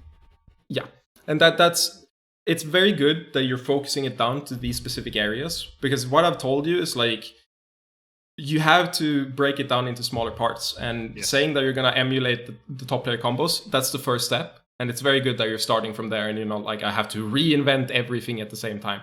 So I think playing the way you're doing now and just saying, watch the top player combos and maybe like look up flowcharts or whatever. If there's something you don't understand, ask questions, whatever. But see what they're doing and saying, oh, that works. I'm doing that next time in that situation. That's the best thing you can do. Because we agree that I have the tech skill to Yes. become Yes. a good player.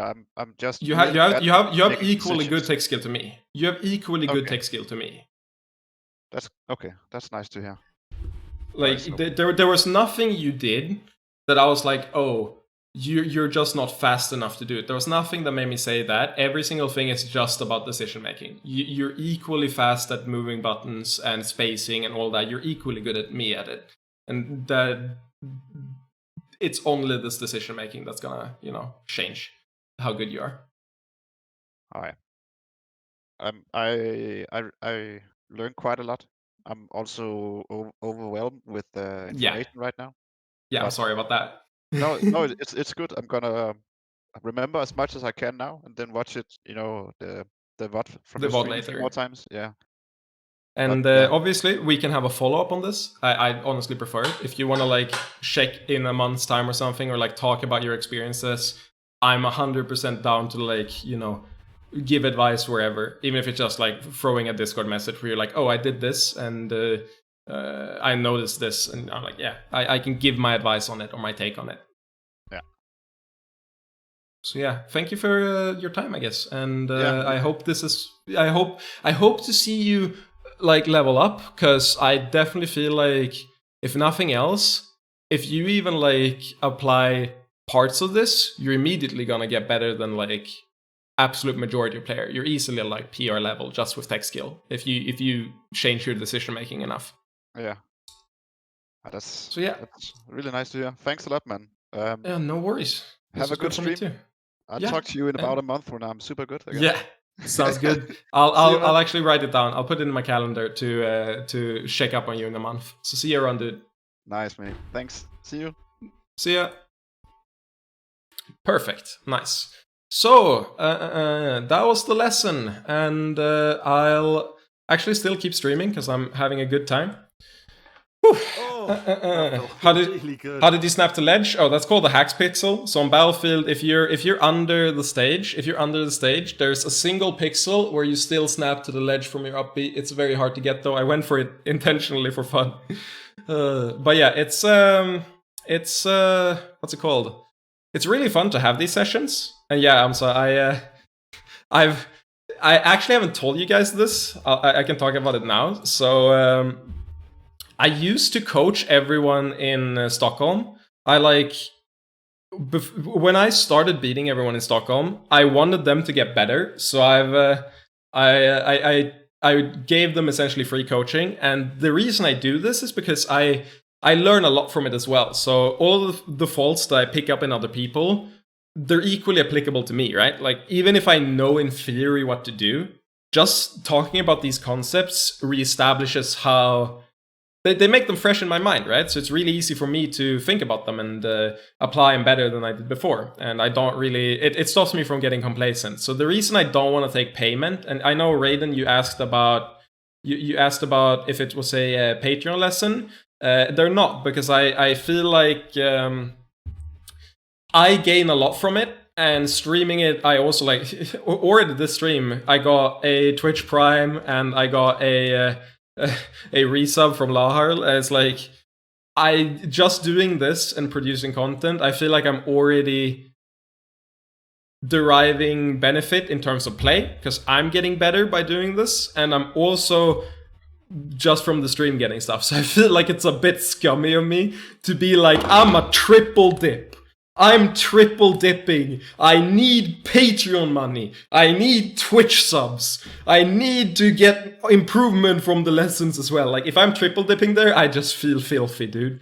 So if anything, what I'll do is I'll keep doing these lessons regularly, and if anyone asks me, like, are interested, I'll probably like establish a queue. So right now I haven't established a queue at all. I'm doing Cone, the air I'm giving him a lesson in like a week or so. Actually, we haven't established an exact time, but I'm giving him a lesson a bit later, and then afterwards I'll put other people, for these lessons, because I want to keep doing them. But if I take payment for them, there's one, an extra sense of pressure. Two, I feel kind of like a scumbag. Three, the way I'm going about it is sort of like half egotistical, because I'm not really adapting what I'm saying to make it easier to digest. I'm being kind of a harsh trainer in that way, because I, like right here, the thing I told Bose, he was like, I know that if I fix my punish game, I'm way better.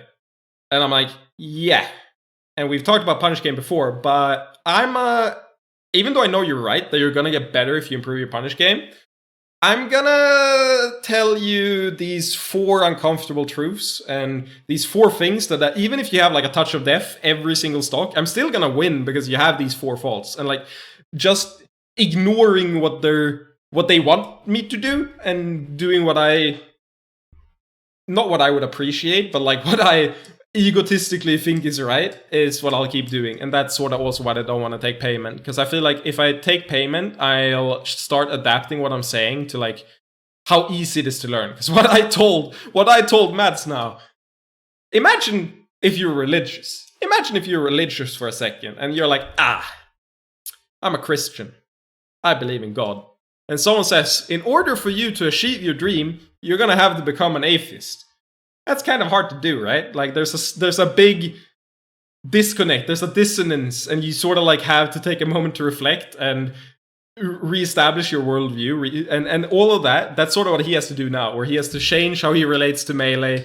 He has to consciously break a ton of bad habits. Like all of that shit is gonna be hard. And if I was doing this for money, there's a good chance I wouldn't feel comfortable doing that. I'd just tell him, hey, you suck at edge guarding, you suck at punish game, here are the flow charts, implement these, and you'll become a power rank player. And that's such a boring fucking way to go about it. And like, if you do that, you run into the issue where fucking, how are you gonna get better than the person who coached you? You're never gonna get better than the person who coached you. And that's so frustrating. So talking about these concepts here, there's a chance that Mads just fucking becomes a top player in 2 years, and that's a lot more interesting to me. Says, yup, that was actually the same for me. I've always played intuitively, but when I started coaching, it forced me to dissect the game to its fundamental components to explain certain concepts, which in turn sharpened and highlighted areas where my intuition clearly failed me. And I 100% agree with that, and I'm actually going to go into Uncle Punch and talk about where I first did this. Actually, I'm a loader without music, hosted that play, enable memory card, good. And yeah, so this is... Oh, that felt really good. Options, sound. So I'm doing it this way because I gain a lot more from it as well. One play mode, event match, yeah. And no, this is not EU only. I'll do this for anyone, essentially. I'm down to do this for anyone. And I will establish this. I'm not going to refuse payment for it, but I'm not going to ask for payment. So it's a pay what you want system, where if you feel like what I'm doing is giving you value, you can pay me whatever you want, but like no pressure for it. And what I'll do is I'll what's the I forgot what. Oh yeah. I forgot how to fucking quit out on the box. That felt really good. I'll do this for everyone. So if you ask me in like in the Discord, let me actually make that command really quick before we continue. Let me go to Nightbot and make the Discord command so that you don't only have to wait for the alert every 30 minutes and can actually get the link by yourself. Yeah. Let's go here, add command, Discord. Yeah, I don't have the sub goal command activated. Wait. Delete. Ports. Where's the timers? I think it's one. No. Yeah. Edit. Copy. And then I'm gonna do commands. Add command. Discord. Copy this. Actually, I don't have to have it be that cringy. Fuck it. Submit. And with that command, you can ask me questions there. And it'll work pretty well. So if you wanna be like next in line for this, just hit me up on the Discord, send a DM, and I'll answer. And the reason I loaded this up was because I immediately thought about. Wait, what? There. I immediately thought about some of the things that where intuition failed me. It's a good tangent to go on before that Amsa went on, and I kind of want to explain where I had the exact same experience, right? Also, Shebats and Who is Zeta and Swagrant, thank you guys for the follow, and Kusuk, you too, appreciate it. So, where intuition failed me, specifically, was with the way I approached, like... Oh, that felt really good.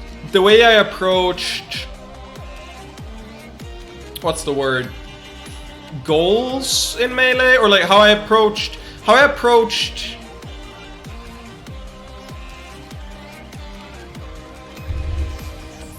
No, the premises I was working under for my risk versus reward analysis and like how I played neutral was super duper skewed towards me always having to force an interaction. And no amount of like playing changed that. I realized that every time I play against a good player, I feel like if I'm reacting, I'm losing. And there's no reason for me to feel that way. If I look at my, you know, every individual option in a vacuum, there's no reason that me reacting as Fox is gonna be worse than me approaching, right? Because Fox has a really good dash dance, he has a really good whiff punish, like, there's no reason he's not a good reactionary character. I just suck at it. And when I realized that, I was like, okay, wait, I have to redo this. And the way I realized that was by having a lesson with a dude who fucking always did this shit. He fucking always just ran in shine dared, like over and over. He was like, shine there, shine there, shine there. And I was like, wait, no, think about this. Why are you doing this? And so he's like, they're always just dash dance grabbing me. And I'm like, yeah. So what do you do? And he's like, well, I can overshoot more. Like, I don't have to do this at the same timing. I can overshoot more. I'm like, yes, that is true. But why do you feel like your baseline has to revolve around you doing this option? Like, why do you have to play this mix-up and only this mix-up instead of just, like, running forward, wave dashing back? You know, you don't actually have to do anything. You can literally just react. Like, why should you run in and go for a grab when you can just wait for them to whiff an air and then, you know, dash dance grab it? Like, why haven't you thought about that? And I realized at that point that I subconsciously, even though I obviously, if I see an opportunity to get a whiff punish, I'm gonna get a whiff punish. Like, I'm not just letting them go, but I'm not actually looking for them. I'm just taking them when they appear. And like, the way, at first this wasn't something I like thought about that much. But then I did the Fox versus Falco guide, and when I did that guide, I was like, wait a second. Falco's lasers are so good if you're always holding forward. If you're always holding forward, it's so good to just like laser, there in place, laser, there in place. Like, why would you do anything else? It's so hard to beat. And I was like, wait, but what if I run forward, eat a laser, and then dash back? What if I shield a laser and then wave dash back? And I was like, wait, okay, so if my game plan stops revolving around, you know, going around lasers, if my game plan stops being about finding this interaction where I'm landing on him, like when my game plan stops being about finding that interaction around the laser, and it starts being about taking a laser and then forcing him, making him uncomfortable, and then literally backing off, and, you know, whiff punishing him for doing an approaching there or whatever. As soon as it becomes going in, not for the hit, but to force him to do something else. As soon as that's the premise, we're like, bam! Suddenly Falcos start losing to me, and they never win, because, like, every time I go forward, shield a laser, wave dash back, I get a grab, because they all predictably do another approaching aerial, like, every single time. And then I thought about it more, and I'm like, wait, so if I'm playing the Fox Ditto, instead of looking for this down air to hit, what if I instead look for this downer into dashback, and I'm looking for them to whiff? What happens then? And, like, I started doing a lot of that, and yeah, well, that's where I started learning this specifically. But it's definitely like a continuous process. But that wasn't really enough for me, because I still I still mostly hold forward, right? If you look at me play, I'm very much going forward. And the thing I did that's helped me the most in recent times, and it's something that I think isn't really applicable at low level, but it's very applicable at high level, is that I changed my goal from... I said that if I change my goal, win condition, from closing out the game to not dropping a lead, then suddenly my entire, like, value... measurement of value, like my risk versus reward analysis, that entire thing changes. So the best way I can change my playstyle and like adapt and be unpredictable is just changing what my win condition is. So obviously you want to end the game, right? But what I'm saying is, instead of you ending the game, let them end the game themselves. So if I say, no, my goal now is to not get hit, and then literally nothing else. If I don't get hit, there's so many times where I'm getting a whiff punish. There's so many times where I'm not getting hit. Fuck you. Full jumping through.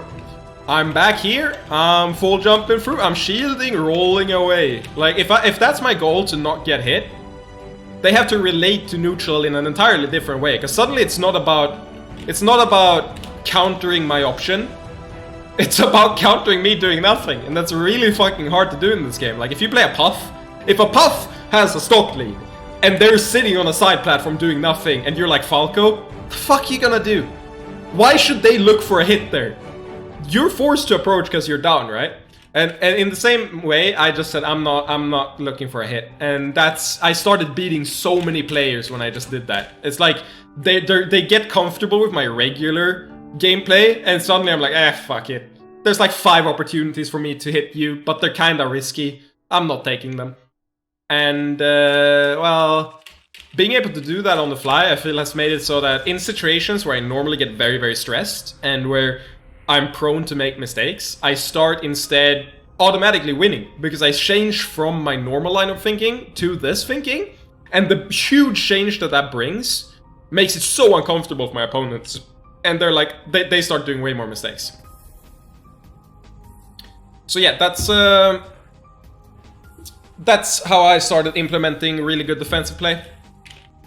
Playing Marth helped a lot as well, because when you play Marth, it's really tempting to just fucking do like spaced fairs, approaching nairs. But really, your best tool is mostly dash dancing. And like, I played Mai, and I told him that Mai falls into this trap, but like 10 times worse. Because Mai, when he played me, he literally not a single time.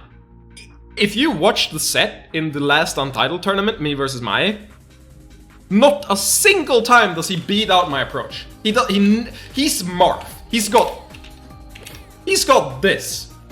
He's got this fucking sword. And he never once used it. Every single stock, he's only looking to like move around me and, you know, whiff punish me. And if he even once like said, fuck it, I'm not dash dancing. I'm going in with this fair. And I'm going in with, you know, I'm walling 5 fairs in a row. The fuck are you gonna do? Like, if he even did that once, it'd be so much harder to deal with. But I legit, like, his threat range in theory, it's like this far, because he can do this dash attack. He never did the dash attack in the entire set. I didn't see a single dash attack. Why should I be scared of this range when I never once got dash attack, right? Like, imagine the difference between being able to stand here and being able to stand here, like being forced to, if you want to be risk-free. Like, if I think he might dash attack, if that's even in my consideration, standing this far away is like, this is his maximum threat range. But if he never dash attacks, it's like this far away. Like, is this honestly even comparable? It's like 4 characters, it's like 2 characters extra. Like, this entire range, you just earn it because they don't show that option. And you're like, oh, it's so hard to beat dashback. But if he only dashbacks, I can just overshoot. But then if he just walling fairs me, he beats me overshooting. Or if he just literally dashes up and grabs me, right? So, thinking about it in that way helped a lot. And I told him this, and he's like, it's so simple. I don't know why I haven't been doing this. And the same way Mads did. Like, Mai's a good fucking player.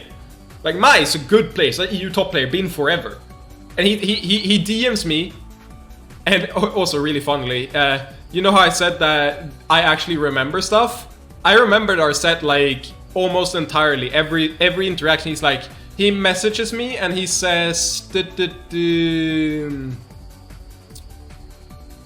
yo, Pipshan, give tips after our last set. I hope you remember it by heart, thank you very much. And I'm like, yes, I do, unironically. I do remember the set. And he's like, oh, can you give me tips then? Like, seriously? And then we talked about it, and he like concludes, like, I don't know why I do this, but I do, you're right. And it's so simple.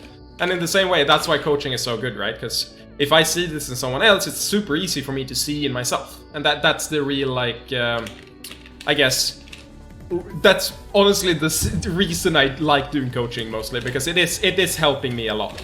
And yeah, Mai is super chill, I like him a lot. Also, Amsa, thank you for the follow, even if it's 10 minutes late, but thank you. But yeah, so that's my secret, or like reason to do coaching. And if you don't actively try to explore things that aren't comfortable, you're not gonna improve. And like, I never really hit a wall. Like, there's people who have hit way tougher plateaus than I have. Like, generally my improvement has been very like stable. But I still felt like at some point, if I feel like the pressure is on me to initiate every single time, I'm gonna struggle at some point, right? And I play Leffen and I'm like, he's like, this is really funny, right? So I ran into Leffen on stream, or like his stream, and I asked if we could play a little bit. I beat him 7 games in a row. And this is the Fox did up. I beat him 7 games in a row, and I never beat him again. Like, I don't take any game after that. I take him to last stock, but I don't take games. And the reason was because I looked back at it, and in the beginning, he was like approaching, you know, equally as much as me. He was like, we were both like 50-50 initiating. Halfway through, we end up playing on Battlefield.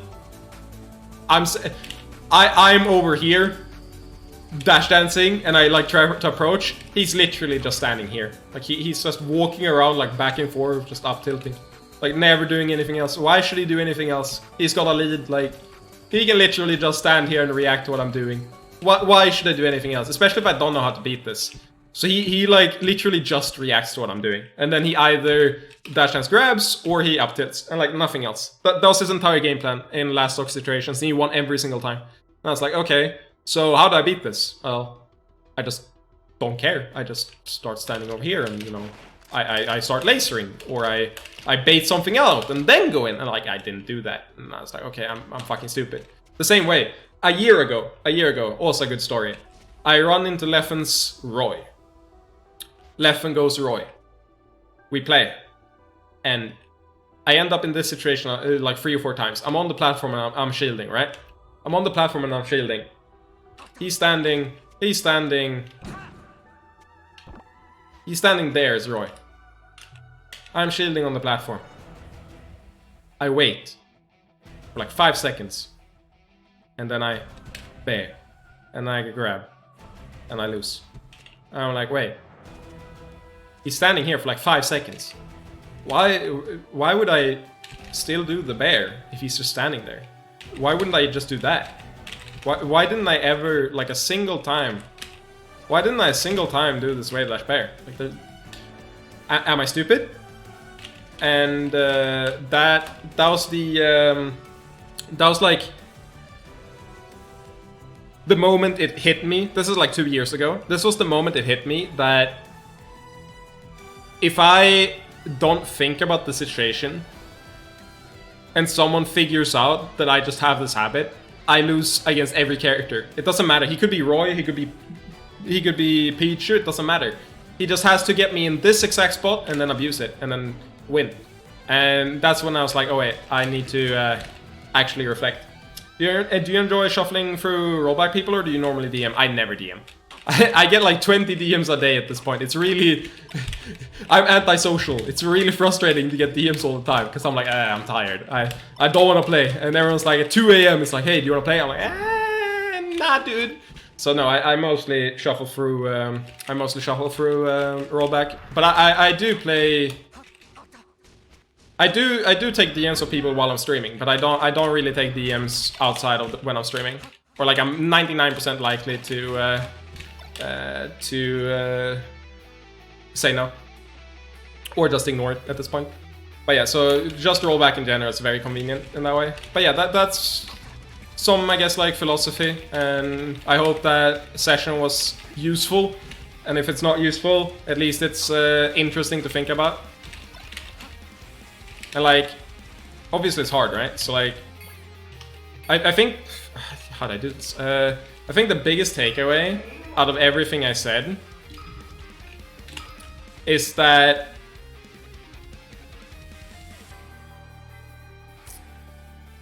the one skill that's very misunderstood in Melee is that if you're new, your biggest task, the big thing that you'll have to do no matter what, is convert what people are saying to you into something that means something.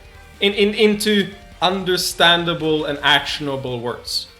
How do I learn neutral? What's footsies? Learn to space. What does all of these things mean? I have no fucking idea. I'm a new player. I picked up the game 4 weeks ago. I've just learned to wave dash. People tell me to wave dash out of shield because it's faster than dropping shield. I've started doing that. I haven't done anything else. I lose in tournament, random rollback tournament. I ask my opponent for tips. He's like, "Yeah, well, you just gotta learn neutral." What the fuck does that mean to me? That's incomprehensible to a new player, and even to like a lot of mid-level players. It means whatever you want it to mean. But usually, what they're saying, there's usually hints, right? So like if someone's beating you by just, you know, dash dancing grab, and they say learn to space, what they're really telling you is learn to mix in overshoots, undershoots, and, you know, regular spacing. And that's what they mean when they say learn to space. They mean that you have to do those 3 different things, and you have to convert what they're saying into something that you can work on. And in this case, it'd be like, oh, so I got dash dance grabbed every time. He says learn to space. What I should do then is, if I'm in this spot, instead of doing this snare every time, I should dash a little bit more and do an overshoot, or I should do it in place and dash back. Like, learn to do those 3 things, and you're instantly a lot better. Also, hello TLVG. My brother's played Melee for 5 years and he's never waved dash out of shield. That's a monk ass right there. But yeah, like, obviously there's some easy stuff. But wave dash out of shield, it's always faster for most characters to wave dash out of shield than it is to drop it. So like, functionally, if you can wave dash straight down, there's no reason to do that, to drop shield over wave dashing down. Like, it's for Fox, it's functionally always better to wave dash than it is to drop shield normally. And obviously that's very easy to implement, but you're not only gonna run into situations like that. You're gonna run into situations that are a lot more nuanced. And if you don't understand the nuances and what you actually have to think about, then you're gonna get stuck. And like you know how Zane said on Twitter that he'll find 10 people and he'll coach them. So like, he'll pick 10 people. I message him and he says on Twitter, I feel like I've plateaued. And in my head I'm like, yeah. And this was before we had our talk. I'm like, yeah, you're plateaued. You only tunnel vision on this one way to play the game. And if you only tunnel vision on this one way to play the game, you're not gonna get better. You're gonna tunnel vision. Like, the exception, and this exception is very important, by the way. The exception is for things where there's a clear overdetermined strategy. In theory, you can specialize in deck chasing. You can specialize in killing off a grab, right? Like if you're just stomping or, you know, reading, that's in theory 100% of the time worse than reaction tech chasing. There's no reason not to reaction tech chase if you can. So imagine a world where you have 100% consistency. You're always reaction tech chasing. Also, let me actually react. You never miss a reaction tech chase. You just do this over and over. You know the perfect flow chart, and then you take a guess near the edge like that, right? That's fine. You can specialize in stuff like that. And one way to play the game that I think is completely fine is to find which situations you're comfortable winning 99% of the time and only playing them. But this is different from what Mai was doing, right? Because what Mai is doing, this mostly works if you're proactive. Like if you're Mai and you're always reacting, there's a quintillion ways I can attack you. There's no way to solve the dashback game. There's no way to beat everything by dashbacking. So being stubborn about this doesn't work because there's a billion ways I can mix it up. But if you're Captain Falcon and the reversal training, if you're Captain Falcon, if you're Captain Falcon and you get off tilted on shield, you can know the 2 or 3 things that beat what he's doing, right? So like this downer beats him doing another up tilt. If he does double up tilt, this downer beats it. And like you can also wave dash and then grab, and that also beats it. And like if you're playing that situation Really good. and you're killing from that grab, then it's fine to like literally, as soon as you're in the situation, you're like, I'm just playing this specific way and I'm not doing anything else. I'm stubborn about that. And in the same way, you're like, oh, I'm just doing this nair. Like, why would I ever do this approaching nair when I can do this nair? And if I know that the mix-up is me doing this nair early, doing it late, or jumping into waveland back. Say that's the mix-up. You can play that situation, and if you understand that perfectly, and you're mixing up like all 3 in response to what they're doing better than they are, or like equally good, if you know that you hit the nair and it leads into a touch of death, you just kill them from it. If you know that, then it's fine to play that way. But you can only be stubborn in situations that are solvable. And the dashback isn't solvable. There's too many possibilities, too many variations to solve a dashback playstyle. So Mai is stubborn with something that doesn't work. Because I can 1, choose not to play it. 2, I can choose to beat the specific thing he's doing. 3, there's no way for him to guarantee a touch of death afterwards. But if you're Wissy and you're like only playing the same like exact space nair and then killing them from every hit. Actually, random DI doesn't really work here. No DI. If you're killing them from every hit here, then it's like, yeah, that's fine to play. So it's fine to be stubborn about that, but a lot of people make the mistake of being stubborn with something that's not solvable. And a lot of people are stubborn about situations where there's a clear better alternative. Like, why as Fox? So a good example, like, a lot of people are stubborn about doing this up smash, but if they DI away here and then take away, I don't get anything. So why would you be stubborn about that when there's a clear better alternative? If anything, you should play literally just for the dash dance grab, and then you should have the optimal, perfect flow chart and always kill them from it. It's fine to be stubborn if you have the perfect flow chart and you're confident that if you play the mix-up correctly, you're gonna get more reward than they are. But every other form of stubbornness, it's a death sentence. If I'm stubborn about approaching all the time, I'm losing. It doesn't matter, I'm losing. If I'm stubborn about playing one situation the exact same way every time, I'm losing. If I know that this nair leads into a kill, if we're playing stamina mode and this nair instantly kills, and I'm only looking for the exact same nair, I'm losing. But if I know that it's a touch of death, and I know that I know how to beat the things, like I do this way and then back, and then I grab them, then I can play stubborn. As long as I mix up those 3 options. Because a lot of people are stubborn in a situation where the enemy has an answer, and that's just a death sentence. Besides RTC chain grabbing and edge guarding to a certain extent, depending on characters, what else is solvable? A lot of things. So like, I can take the example I had before, where it's reversal training, right? Actually, let me just do L cancel training. If you're Falcon and a Fox up tilts your shield, almost every Fox will do double up tilt. So here's the thing, right? So if you're at this spacing, if you're facing towards them, you can do a knee and you'll go above the second up tilt and you'll knee afterwards. And obviously that loses like dash away. So what you have is you have a mix-up situation. So as soon as he up tilts your shield, you're now in a specific micro situation that only has a select few rules before, you know, it gets muddied out and we reset to neutral.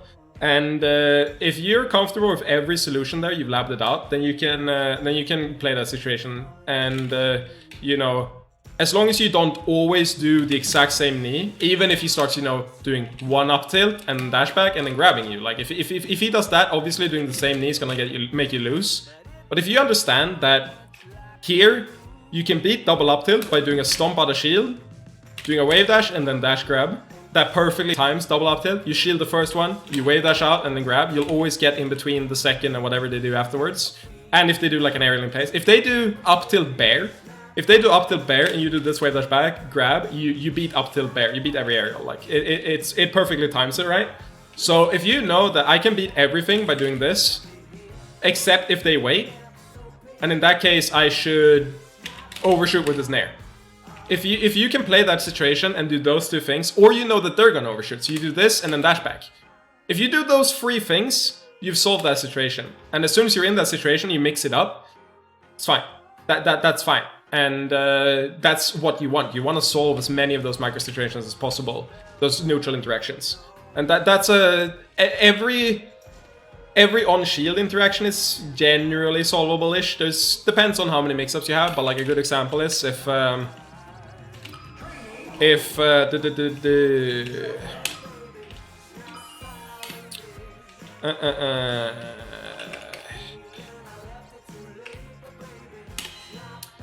if Fox downers your shield and you hold C-stick up, you jump frame 1, right?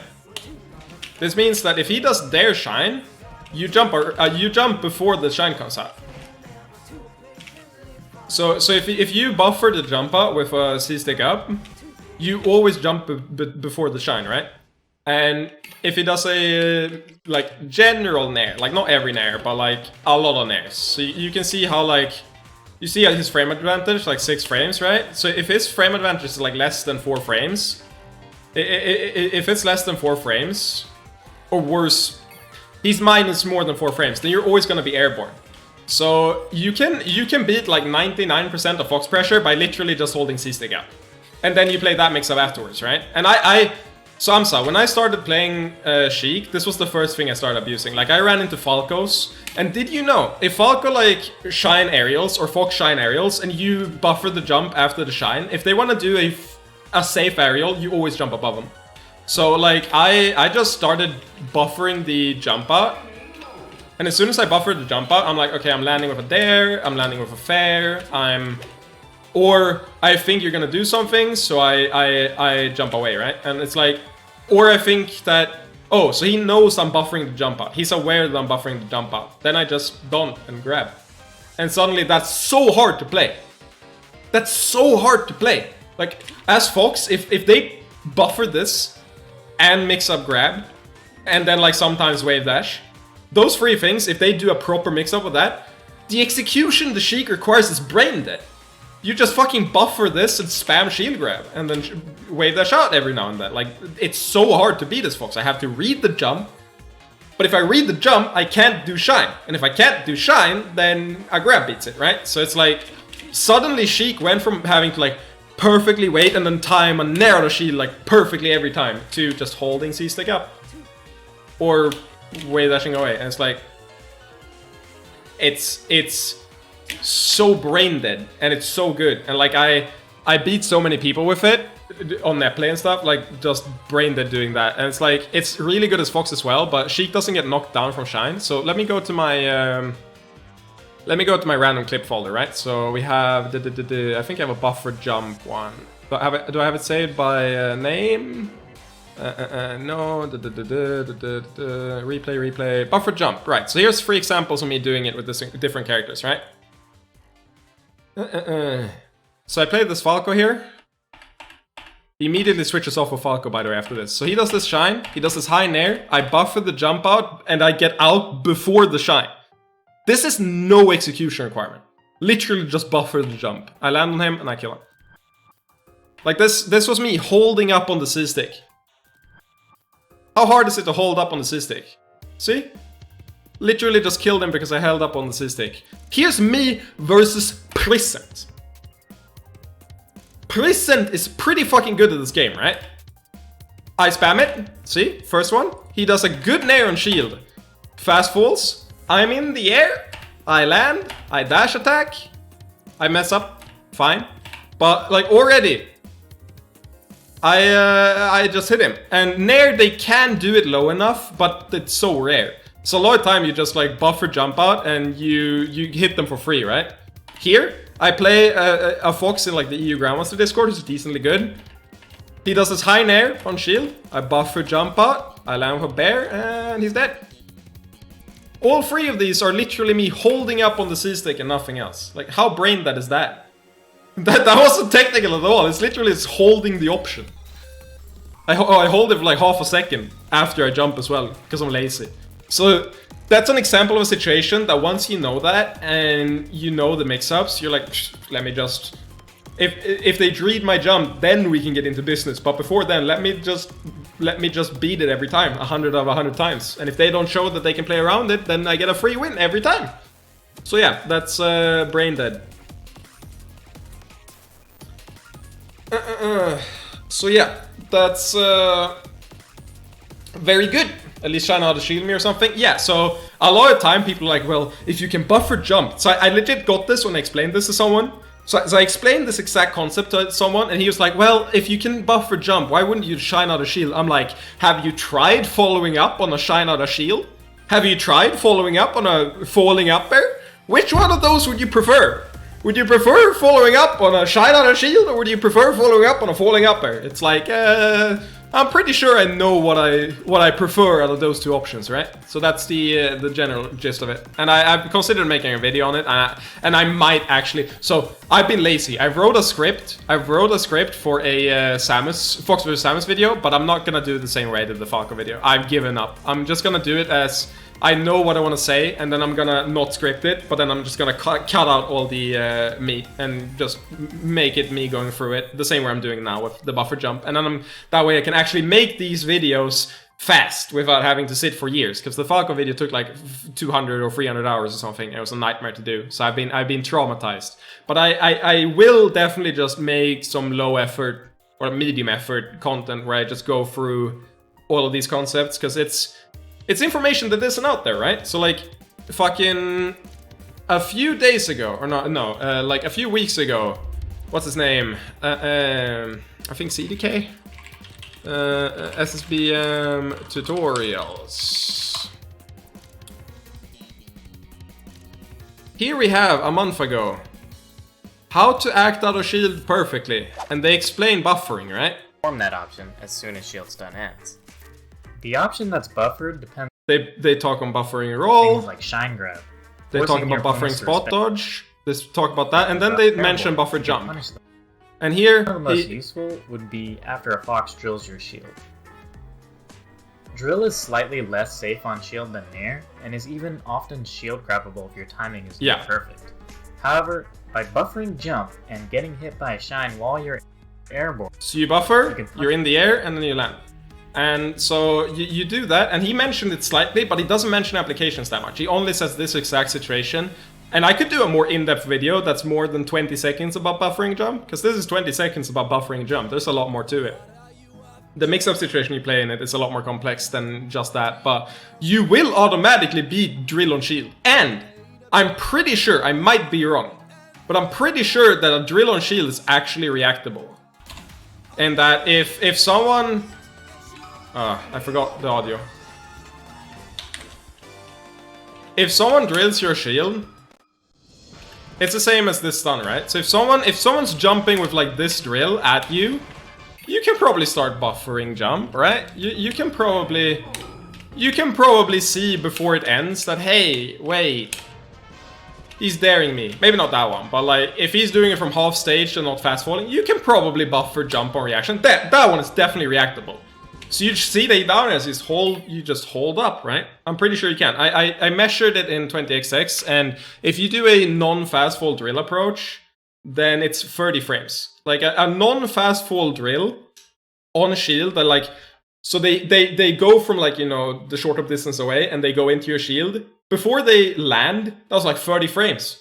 And I'm like, 30 frames, that's easily reactable. That's not even hard. So it's like, there's a lot of situations where you can probably push this. And just solving those situations will give you free wins a lot of the time. So I started spamming jump out a lot. And then, so the way I learned it, I tried it out. I was like, wait, this should work. And then I tried it out and I did it way too much. And when I did it way too much, I eventually got punished for it. But when you get punished for it, you learn when it doesn't work and when it works and then how you should mix it up. And as soon as I started doing that, we were good. Like eventually they just had to do like a late nair on my shield. And if they do a late nair on my shield, I can just beat them up beforehand. So it's fine. And that's when I was like, wait, maybe I can react to it being a downer instead of a nair. And in that case, I can choose to buffer, you know, an option or reaction instead. And that would be kind of broken. I haven't really applied it that much, but the concept is there. So yeah, I'm gonna change the stream title and then I'm gonna play some rollback actually. Rollback. Playing some rollback. Update information. But yeah, I definitely recommend checking out the LOD's Guide to Improvement. I'm gonna link it in the chat. And yeah, I hope that lesson was useful. I'll do another one in probably just a few days with Cone. And yeah, these are a lot of concepts that I've thought about a bunch. And well, thinking about them is fun and all, but it's even more fun to, you know, apply.